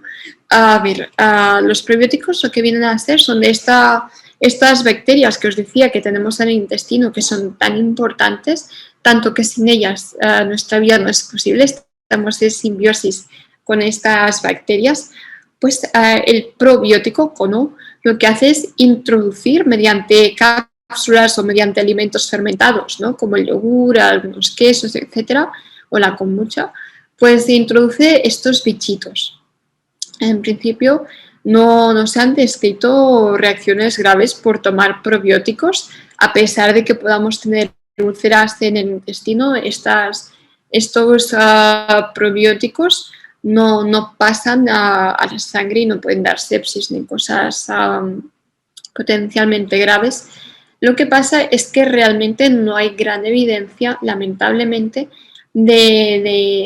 sobre todo en enfermedad de Crohn, de ningún probiótico que funcione del todo bien. Y algunos que parece ser que podrían ir bien, pero no igual que con el gluten, pues no hay nada certificado. En cambio, con la colitis ulcerosa sí, que hay un probiótico que va bien y que se ha demostrado que es tan eficaz en mantener el intestino, digamos, apagado, como lo es el fármaco de referencia, ¿no? La mesalazina.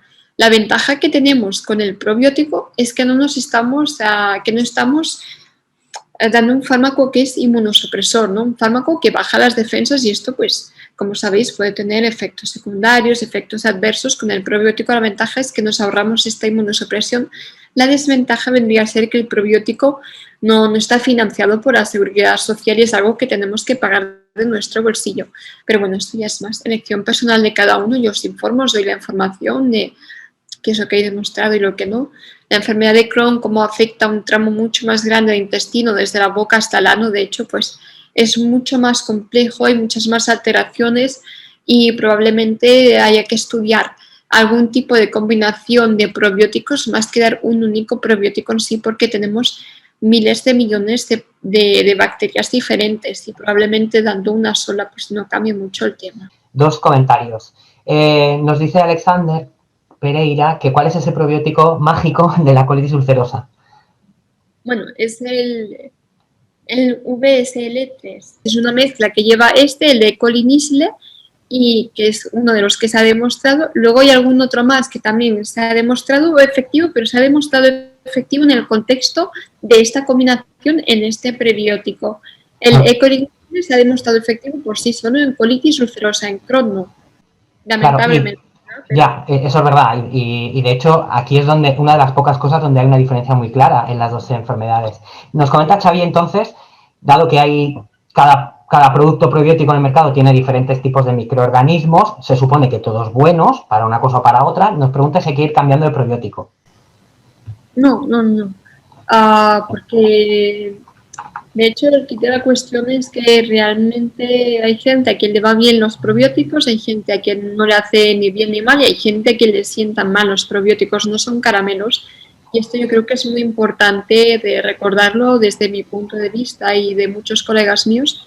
Es un error que los probióticos se puedan dar así a mano abierta en la farmacia, porque también pueden tener efectos intestinales que no son graves, pero que también pues, nos pueden molestar, nos pueden dar diarrea o nos pueden empeorar el estreñimiento, nos pueden dar muchos gases, nos pueden dar dolor abdominal, ¿no? Cosas que no son graves, pero que también nos pueden provocar síntomas parecidos a la enfermedad al fin y al cabo, si jugamos a experimentar en plan quimicéfalo, ¿no? De ahora pruebo ahora pruebo el otro. Debo aprovechar para hacer un apunte histórico. En unos ensayos de trasplante de microbiota fecal, o sea, los trasplantes de heces que fueron polémicos en su día, en uno de los estudios fallidos se traspasó accidentalmente una hepatitis a uno de los pacientes. Y todo por ponerle flora bacteriana que no era suya. Es decir, que sería mejor que los probióticos, es verdad que son útiles, pero los controlamos poco, y que sería mejor, yo creo que en esto estamos todos de acuerdo, que sería mejor que estuvieran supervisados por profesionales, sean dietistas, nutricionistas o bien médicos que tengan una especialidad en el tema. De hecho, mi consejo es que si alguien quiere algún tipo de probiótico o algún tipo de suplemento, tipo vitamina B, omega, todo esto yo creo que debería consultarlo con algún especialista, porque es un tema muy complejo que a nivel de farmacia tampoco lo pueden resolver bien. Ellos pueden decirte cuál les ha recomendado el farmacéutico para ese tipo de persona, pero realmente es un tema muy complejo y requiere, ¿no?, que tú conozcas a ese paciente, conozcas qué medicación lleva, conozcas su historia, que sepas si está operado o si no, que conozcas qué tipo de dieta hace. Quiero decir que no es algo que te puedan resolver en 2 minutos de hola, tengo Crohn, pues para ti este probiótico, ¿no? Por mucho que tal vez en el prospecto diga que es para personas con inflamatoria. Y aprovechando esto, ¿no?, pues os quería recomendar profesionales que os pueden ayudar si queréis tipo de opinión en este sentido. Por supuestísimo, pues dietista enfurecida, Virginia Gómez, ella es una dietista nutricionista especializada, ¿no?, en enfermedades inflamatorias intestinales. Y luego también os quería aprovechar para recomendar el consultorio ANAT, que es un consultorio de medicina integrativa, es decir, que además de un digestivo, pues vais a tener un nutricionista, si tenéis algún otro problema de salud, también hay una médico internista, y lo que hacen es verse los casos entre todas y es súper interesante, ¿no? Como por ejemplo, ¿no? Laura Marín, ella es una enfermera especializada en enfermedad inflamatoria intestinal, ella tiene además una tienda especializada en productos para ostomías que, bueno, no tengo palabras para describir la labor tan grande que hace de ayudar a llevarte mejor psicológicamente, ¿no? El tema de llevar una ostomía hace, bueno, cosas buenísimas para las ostomías, productos que te facilitan un montón la vida y además ella tiene una cuenta de Instagram, que también os he dejado aquí, donde te da como un montón te explica su experiencia de otras personas y también de soporte, ¿no? Emocional, de cómo gestionar los problemas, que esto yo creo que es algo que no nos enseñan en la vida a nadie, en cualquier tipo de problema. Y este tipo de decir, vale, pues también cómo nos enfrentamos al problema es muy interesante y también, pues por supuesto, ¿no? Comparte consejitos de ostomías o de inflamatoria y también, como no podía no hablar de Tanit, de mi amiga Tanit, que bueno, yo estoy seguro que ya la mayoría la conocéis. Ella es una paciente experta, ella también tiene Crohn desde hace milenios como yo y bueno, ella en su Instagram comparte lo que es el día a día de vivir con una ostomía, las cosas buenas, que también las hay, aunque parezca, ¿no? A veces así, a voz de pronto, parezca surrealista, pero también tiene cosas buenas. La enfermedad también te aporta, te hace conocer a personas, te hace vivir experiencias, te abre otras puertas y otras cosas que en la vida te habías planteado. Y bueno, ella explica unas historias que son para morirse de la risa, otras te pones a llorar como una magdalena, ¿no? Pero creo que hace una labor enorme de dar visibilidad a esta enfermedad, de ver que se puede convivir y que no es tan terrible como nos pensamos. Yo creo que es una persona que aporta un montón bueno, es que no tengo palabras, de verdad. Algunas aclaraciones, Judith. Primera de ellas, los gramos, cuando te has expresado en gramos, ¿son de peso en crudo? Generalmente de las frutas y las verduras, sí, yo diría que todo, si te refieres a las tablas que he enseñado, sí, excepto lo que serían proteínas, que si no recuerdo mal, deja que lo mire, porque hice unas tablas con todos los alimentos para que no tengáis que volver locos cada vez que queréis comer algo, pues tener que ir buscando en Google y sobre todo porque en Google hay muchas fuentes que no son fiables, que no sé de dónde sacan los valores. Yo lo estuve buscando en esta base de datos que os dije, ¿no? De que es oficial, está avalada y que tendrás, que está cada día la van actualizando con las mejores referencias en cuanto al tema. Vale, de acuerdo. Sí, normalmente, por ejemplo, veis en las legumbres, no sé si se aprecia. Generalmente pongo, si están ya cocidas, el peso en cocidas y si no, es que es en seco. Por ejemplo, los garbanzos, pone garbanzos a secas, pone 17 gramos y medio por 100 gramos. Esto sería el peso en crudo, pero normalmente una ración de garbanzos tal vez son una tercera parte de eso, ¿no? En conserva, que serían los típicos cocidos ya cocidos de bote, pues es bastante menos. Son, por ejemplo, 3,36 gramos. Por eso que es importante fijaros en la tabla, si no dice nada, normalmente suele ser en crudo, pero si es cocido lo digo. Vale. Me pasa lo mismo, también. Disparo otra, Pasta, que nos quedan... por ejemplo, también es toda... bueno, es igual, no se ve. No, Pues no se esto ven es... bien, pero mira, que sirva de excusa para que el que no tenga el libro, que se haga con él. Y como es, al final de esta charla vamos a sortear una copia, pues a lo mejor hay alguien ahí que tiene suerte. Judith, como nos quedan bastantes preguntas, voy a apretar un poco el acelerador y perdóname, ¿vale? No, pues... Vale. Nieves nos comenta que también tiene el libro y que muchas gracias y que también se está haciendo sus recetas. Luego, Carolina, ¿el té o el café descafeinado son inflamatorios del intestino? ¿Descafeinados? Sí. Vale, es que no había oído. ¿El A té ver, o el café descafeinado? no, incluso el té puede tener un efecto antiinflamatorio. Ahora bien, tiene que ver, para que se conserven estos efectos antiinflamatorios, sobre todo el té, es muy importante no hervirlo de más, respetar mucho los tiempos. Por ejemplo, el té matcha es de los más antiinflamatorios y antioxidantes que hay, pero por ejemplo el agua no puede sobrepasar los 80 grados, si no me equivoco. Si el agua llega a hervir, ¿no? Con este té caliente, pues se pierden todas las propiedades. Por eso es interesante los tés hacerlos infusionados en frío. Que esto quiere decir que yo, por ejemplo, cojo bolsitas de té, un té, por ejemplo, un té rooibos, y puedo poner también rodajas de cítricos, de naranja, de limón, para darle buen sabor, incluso algunas hierbas aromáticas.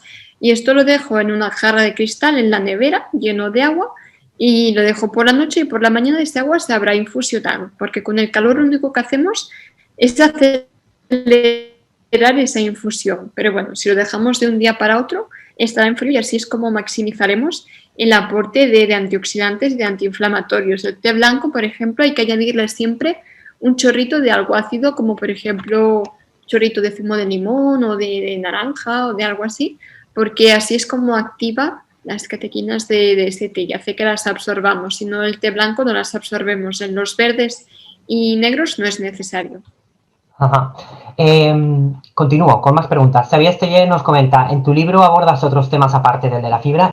Sí, en efecto, el libro es de recetas bajas en fibra y esto también es interesante para personas que estén con el intestino inflamado por otras causas, como por ejemplo una diverticulitis aguda, personas que tengan un intestino irritable o personas que estén haciendo una quimio o una radioterapia, que también causa la mucositis, que no es más que la inflamación de la boca, que salen estas llaguitas, pues el intestino también se inflama. Nos dice Xavi que sí, que está más que respondido. Además, que en algunos capítulos del libro hablas también de la grasa y, en definitiva, das una visión de 360 grados, ¿no?, de estos detalles. Continúo. Julia Vélez. Primero te dice que eres muy amable y entendedora. Y luego, ¿cómo hacemos compatible una dieta más estricta para perder peso con una dieta apta para un Crohn? No es que especifique la fase del Crohn, pero bueno, pues podemos asumir que está en remisión o que la mayor parte del tiempo está en remisión. Pues precisamente esto es algo que se me ha olvidado comentar. Cuando estamos con el Crohn en remisión, con el intestino que no está inflamado, la dieta que debemos hacer es todo lo contrario, es alta en fibra, porque toda esta fibra va a ser el alimento de estas bacterias que ayudan a regular y a prevenir, ¿no?, esta inflamación y por tanto esto es maravilloso para la pérdida de peso porque la fruta, la verdura lleva mucha fibra, pocas calorías, lleva mucha agua y son súper saciantes y por tanto pues comer fruta y verdura sin miedo y esto es de ayuda para la pérdida de peso, ¿no? Y también pues cambiar todo lo que serían alimentos animales por más vegetales, nos va a saciar más un plato de lentejas que no una pechuguita de pollo, ¿no? Y además la pechuga de pollo pues lleva más grasas, lleva más calorías, lleva, ¿no?, y lo que serían legumbres pues son mucho más saciantes, menos calorías, más fibra, más vitaminas, más nutrientes, nos ahorramos el colesterol, son todo ventajas, ¿no? Hacer una alimentación lo más vegetal posible y también, por supuesto, entrenar con fuerza, entrenar con intensidad, llevar una vida activa, dormir bien, todo esto parece una tontería, pero es muy importante. Todo esto, Judith, comer perfecto y claro, las personas que tienen colitis nos están preguntando, bueno, ¿y esto también es cierto para la colitis? Porque claro... Sí, por supuesto, tanto en Crohn como en colitis hay estudios que es muy curioso además, fíjate, porque para comparar, ¿no?, si la fibra era buena, lo que hicieron fue que a un grupo de personas con enfermedad inflamatoria les dieron el medicamento de referencia, la mesalazina, y al otro grupo de personas se les dio un suplemento de fibra, ¿no? Se les dio plantago o bata, que es básicamente un tipo de fibra soluble, tanto la fibra como la mesalazina eran igual de eficaces para mantener el intestino, digamos, en remisión, sin brote. Habían los mismos casos con uno que con otro, por tanto, la fibra realmente es muy importante y es muy potente también. Que sepas, aunque ya se ha dado por respondida, que había más gente también pidiéndonos tu opinión sobre los probióticos. Yo creo que esta también se puede dar por respondida porque antes has dedicado ya un... Sí, el resumen sería que los probióticos se pueden probar. En colitis sí que hay alguno demostrado que funciona. En Crohn la verdad que poca cosa, pero se puede probar porque que aún no esté demostrado no quiere decir que no haya personas a quienes les pueda ayudar. Pero yo recomendaría que siempre lo hagan bajo supervisión de un profesional que les conozca, que les haga una buena historia. Os había hablado tanto de Virginia Gómez como del consultorio de medicina integrativa de Ana, que también yo creo que aquí os pueden dar una visión súper buena. Yo creo que la siguiente pregunta es una pregunta específica que La has ido respondiendo lentamente durante la charla, pero creo que es bueno tener una conclusión de sí o no. Joana Adina nos pregunta, ¿puedo tomar alimentos con fibra en brote? Bueno, hay que reducir, sobre todo hay que priorizar la fibra soluble. Yo recomendaría, ¿no? Básicamente, reducir la cantidad a unos 5 o 6 gramos los 2-3 primeros días que estemos mal, ¿no? Los 3 primeros días, incluso unas semanas, vemos que nos cuesta. Siempre haciendo este recuento y priorizando la fibra soluble y lo que os decía de las texturas. Y luego a partir de aquí, progresivamente se trata de ir aumentando, no se trata de quedarnos aquí para siempre, ¿no? Porque como decíamos, hay que intentar que conforme mejoramos, ir acompañándolo de esta transición hacia la dieta con un contenido normal o alto en fibra, que es la que tenemos que hacer cuando el intestino ya no está inflamado. En el caso concreto de Joana, a ella le gusta o es su deseo consumir pan integral, pan de semillas o con trozos de cereales. Esto lo dejaremos para el final, ¿no? Cuando ya está en mejor estado de salud. Las semillas es esta fibra que decíamos, la más irritante que hay. Más preguntas de Joana. Cuando vas a una cafetería, ¿podemos comer todo tipo de pastas? Esta tiene trampa, ¿eh? A ver qué nos contestas. Todo tipo de pastas. Entiendo que pastas de bollería. Exacto. No, Cuando va a una cafetería. estemos en brote o no, es algo que el azúcar, el tipo de grasa inflamatoria que lleva no van bien ni para el Crohn, porque son un alimento muy inflamatorio, pero tampoco van bien para la salud en general de cualquier persona. Esto hay que hacer un consumo súper mega ocasional. Esto no es parte del día a día de una persona. Aunque fuera perfecta, sin grasa, sin azúcar, sin tal. El problema es que cuando nos estamos comiendo una pasta, estamos dejando de comer lo que nuestro cuerpo necesita para estar bien nutrido. No estamos comiendo la proteína, no estamos tomando nuestra ración de fruta, no estamos tomando nuestra ración de grasa saludable y no estamos comiendo un alimento que al fin y al cabo no nos aporta nada más que calorías. Yo tengo que reconocer que ahora ya no tengo tantos esos problemas de disciplina, pero cuando iba a la cafetería con mis amigos, donde ellos se tomaban un donut, yo empecé a desplazarlo lentamente con un sándwich, con un mixto de jamón y queso, como dicen fuera de Cataluña, con lo que llamamos aquí un bikini, que tampoco quizás sea perfecto, pero yo creo que a veces hacer pequeños cambios en esa línea, pues siempre será mejor que nada. Claro, por ejemplo, si vas a una cafetería, pues puedes pedir un bocadillo de tortilla francesa, ¿no? Por ejemplo, eso es otra idea de desayuno, ¿no? En lugar de pedirse un donut.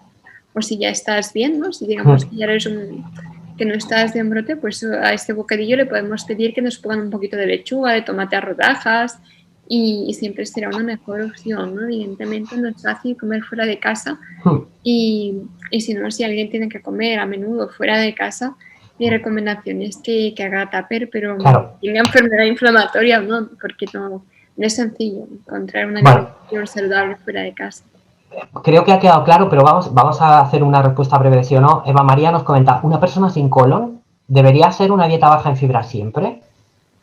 Bueno, depende de la tolerancia que tengas, evidentemente. Normalmente al principio el cuerpo tiene que acostumbrarse el trocito de intestino delgado que han dejado al final, con el tiempo va adoptando las funciones que hacía el colon, que es absorber este agua, ¿no? Que la función del colon es absorber agua y así compactar las heces, ¿no? Porque digamos que del intestino delgado salen como una textura tipo papilla y en el colon pues absorbe este agua y se compactan y le da esa forma. Entonces hay gente que tarda más, gente que tarda menos y hay gente que llegará a tolerar comerse una ensalada con semillas, nueces y todo esto y súper bien. Y hay gente pues que no, que sabe que tal vez tendrá que hacerse la ensalada sin lechuga porque no le sienta bien, ¿no? Pero esto normalmente no es para siempre, ¿no? Vas ganando una tolerancia y hay que irlo trabajando, hay que ir entrenando poco a poco el intestino y esto, ¿no? De darte tiempo y haciendo este seguimiento, ¿no? Y ser progresivo, como decíamos, hacer estas combinaciones que hemos comentado con el almidón para que nos ayude a estar mejor y a veces pues es necesario también darnos una ayudita de algún frutaseco, de algún otro fármaco que nos frene un poquito el intestino si se acelera mucho, ¿no? Para poder permitir llevar una dieta más o menos completa y variada. Quedan solo 3 preguntas y luego pasamos al sorteo, pero antes Carolina nos pide, vamos a reforzar un poquito más esto si te parece, Judith. Nos dice, entonces el café no es recomendable para inflamación, ¿verdad? Respuesta sencilla, para que quede... El café, si lo tomamos descafeinado, lo podemos tomar. Ahora bien, cuando tenemos el intestino inflamado, cualquier estimulante va a estimular la movilidad, ¿no? Y la movilidad, al fin y al cabo, es que vayamos más veces al lavabo, que tengamos más gases, más dolor, ¿no? Porque esto activa un intestino que ya está de por sí acelerado porque está inflamado, ¿no? Pero tanto café como té, como Red Bull, como cualquier tipo de bebida estimulante. O el alcohol también. Sí, algunas preguntas que nos están repitiendo, que las tengo aquí apuntadas y que estaban pendientes de salir. A ver, que me descoloco. Vale, entonces, creo que lo del café ha quedado claro. ¿Es aplicable al jengibre y a la manzanilla? Bueno, la manzanilla en principio no hay problema. El jengibre y la cúrcuma, el jengibre no, o sea, nos pica la boca, pero en el intestino no hay problema.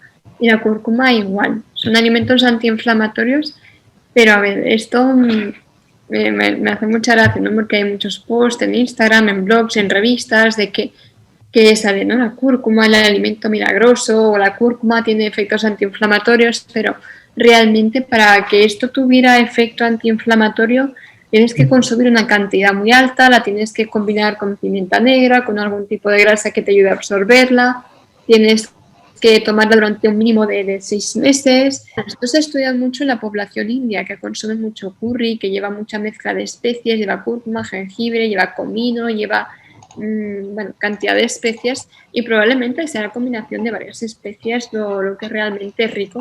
Más que decir echarse una cucharadita de cúrcuma en sí y mencionar que tiene mucho más efecto la fresca que la que es en polvo.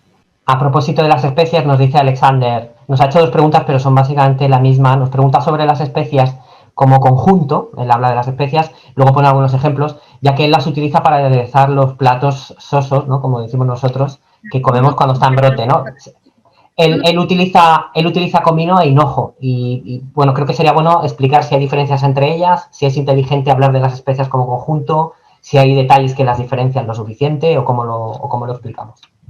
Bueno, la verdad que las especias yo las recomiendo del libro para darle sabor, precisamente utilizar grasa, tanto las especies como las hierbas aromáticas frescas, porque nos permite que una vez han dejado su sabor, que se han infusionado en el caldo o en el sofrito que hemos hecho, las podemos retirar y nos han dejado el sabor, pero no nos comemos la fibra que nos aportan.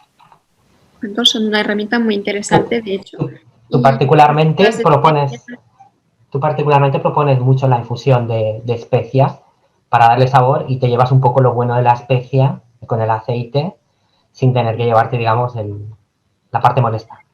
Sí, y además, pues, lo que decía, ¿no? Que hay especias como, por ejemplo, el comino o hierbas como la menta, que está demostrado, que ayudan a la digestión de la fibra, ¿no? Sobre todo esto se estudia mucho en la población de libanesa, por ejemplo, ¿no? Que le echan mucha menta a todo, mucho perejil, mucho comino, y ellos comen, de hecho, una alimentación súper mega alta en fibra porque comen mucho hummus, falafel, comen cantidad, ¿no? De legumbres, y esta sería una dieta, ¿no? Que potencialmente para la gente de aquí nos sentaría muy mal, pero no, factor de que llevan toda la vida haciéndolo así y su intestino está entrenado y acostumbrado a procesar esa cantidad de fibra, y dos, que estas especias y estas hierbas aromáticas pues ayudan un poco a digerir todo esto y que nos siente mejor, ¿no? Esta fibra que nos aportan las legumbres, pero la verdad que no me he estudiado en detalle exactamente las diferencias entre una y otras, y creo que no tiene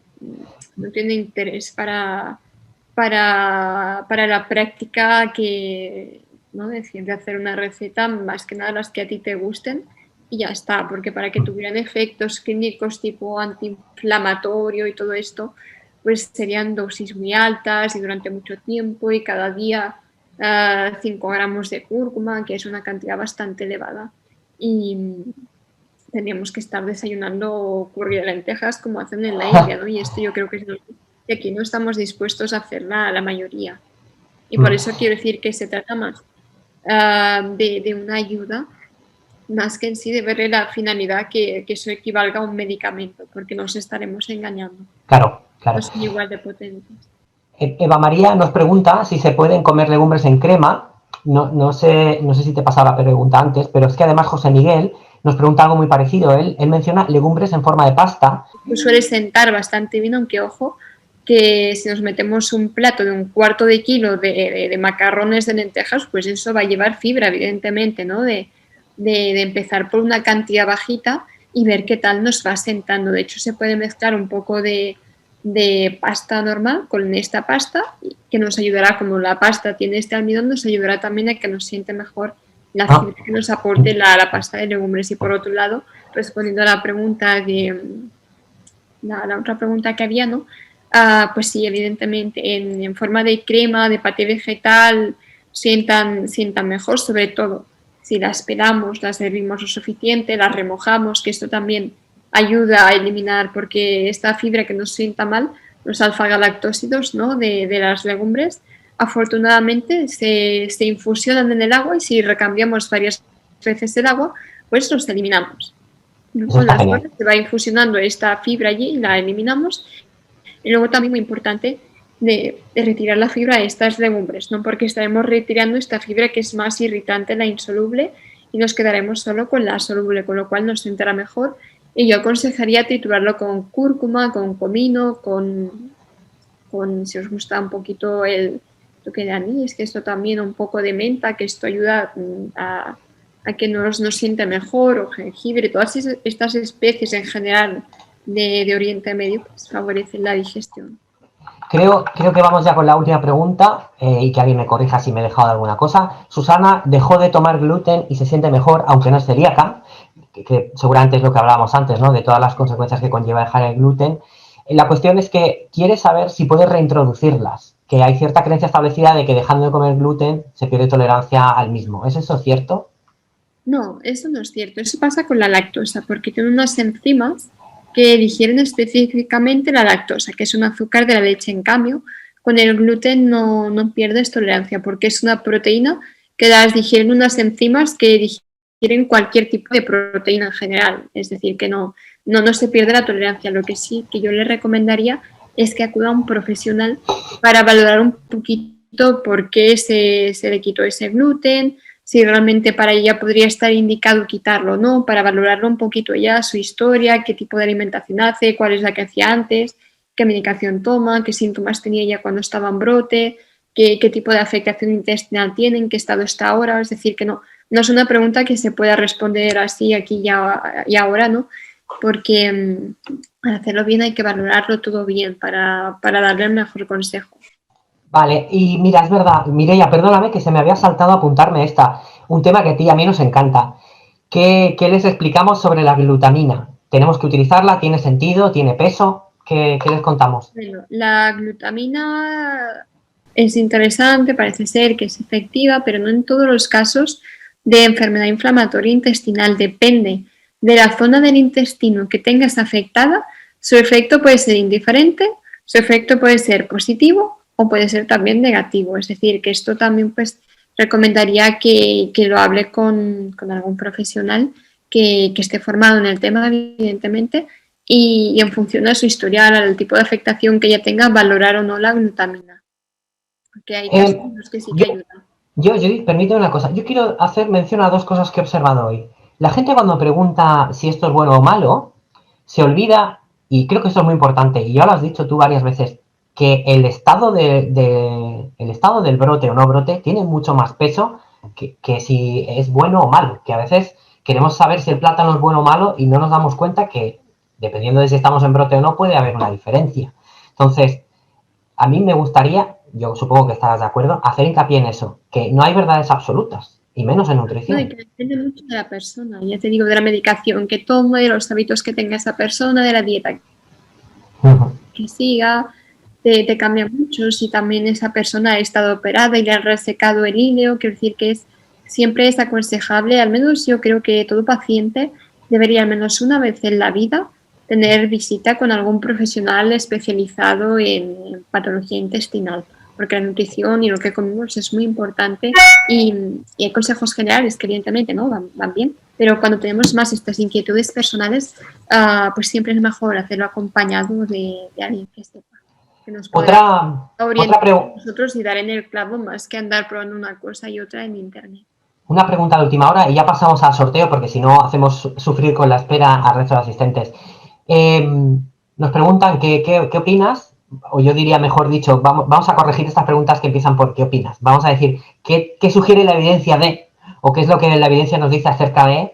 Y en este caso es, ¿qué es lo que la evidencia sugiere acerca del uso de creatina? ¿Tiene algún peso? ¿Tiene alguna utilidad? ¿Es terapéutica en algún contexto de la inflamatoria? ¿Qué pasa con la creatina? A ver, la creatina se utiliza mucho para ganar masa muscular en las personas que son, sobre todo, pues, deportistas o que pueden estar un poco con bastante pérdida muscular.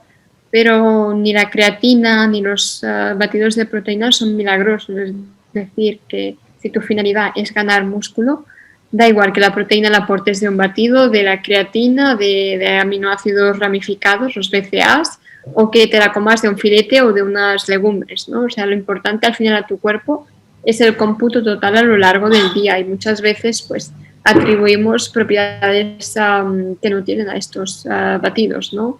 Es decir, que no te va a hacer ganar más músculo por ser batido en sí, te va a hacer ganar más músculo si eso para ti supone tomar pues tanto más de proteína de lo que tomas habitualmente. Puede ser un recurso interesante tomar los batidos de proteína para las personas que les cueste comer, ¿no? Porque es más fácil tomarse un batido a media mañana así, sin mucho esfuerzo, no nos llena mucho, tampoco es un sabor normalmente no muy fuerte, te lo puedes tomar incluso solo con agua, o de leche, o leche y canela, o triturado con un poco de alguna fruta que te guste, y no es como comerse un bocadillo a media mañana, ¿no? Tal vez que esto nos puede costar más si nos cuesta comer. Por otro lado, que no sirve de nada hincharse a proteínas si no hacemos ejercicio físico que estimule al músculo para que se regenere y crezca y ganemos masa muscular. Judith, bueno, no hace falta decir nada más, solo hay que leer los comentarios en el chat. La gente está encantadísima y bueno, que nos ha costado meses, la gente nos decía, por favor, ¿por qué no traéis a Judith? Y bueno, la agenda a veces no nos lo permitía, la pandemia tampoco nos lo ha facilitado, tu trabajo también en hospitales arriba y abajo, centros médicos arriba y abajo, pues lo primero es lo primero, evidentemente, pero bueno, al fin ha costado, pero ha valido la pena, creo yo. Y que nada, que ha sido un placer tenerte por aquí, que nos gusta mucho trabajar contigo y que además... A mí también, verdad que es un placer y una satisfacción el poder ayudar y hablar de este tema, ¿no? Que nos afecta a tantas personas y que encontramos tan poquísima información, al menos yo cuando, por mi lado, ¿no? Como paciente, pues he vivido como una búsqueda constante, un camino lleno de dudas, de pruebas, de errores, y por eso me hace especial ilusión hablar de este tema con todos vosotros. Espero que os haya podido aportar un poquito y que os podáis llevar algo a casa en el sentido metafórico, ¿no? De decir, de haber aprendido algo que os ayude a mejorar vuestro día a día, y estaré encantada de, como decía antes, si tenéis cualquier duda, cualquier otra pregunta, me escribís por Instagram, intentaré ayudaros lo mejor posible. Y nada, aprovecho para desearos unas felices fiestas y un próspero año nuevo, y espero que el año que viene podamos hacer algún otro tipo de actividad, ojalá que presencial, y que todo esto del virus sea ya una historia pasada. Ojalá que sí. Y no solo a nosotros nos encanta trabajar contigo, sino que nos queda muy claro por la audiencia, por cómo nos pedía que vinieras y por los comentarios que están saliendo en el chat. Sabemos que todos teníamos ganas de verte y ver que, sobre todo, que estás bien, que han sido días duros y que estás aquí dándolo todo, como siempre. No puedo estar más que súper agradecido y bueno, a todos los demás también quiero agradecerles estar aquí. No es el último taller que vamos a hacer en el año, es el penúltimo, porque el sábado tenemos un taller de musicoterapia, pero sí que es esta charla con Judith hoy, sí que es la última de la serie especial de nutrición que queríamos hacer este mes de diciembre, que como sabéis, como os hemos comentado por correo, el 24 de noviembre fue el día del dietista nutricionista y nos parecía muy justo y muy necesario dedicar ese especial con todas las personas importantes y todas las personas destacadas en el sector de la nutrición. Y queríamos finalizar por todo arte poniendo la harina del pastel con Judith y creo que lo hemos hecho y ha quedado maravilloso. Judith, muchísimas gracias. Nos vemos pronto. Venga, un abrazo a todos. Hasta luego. Adiós. Adiós.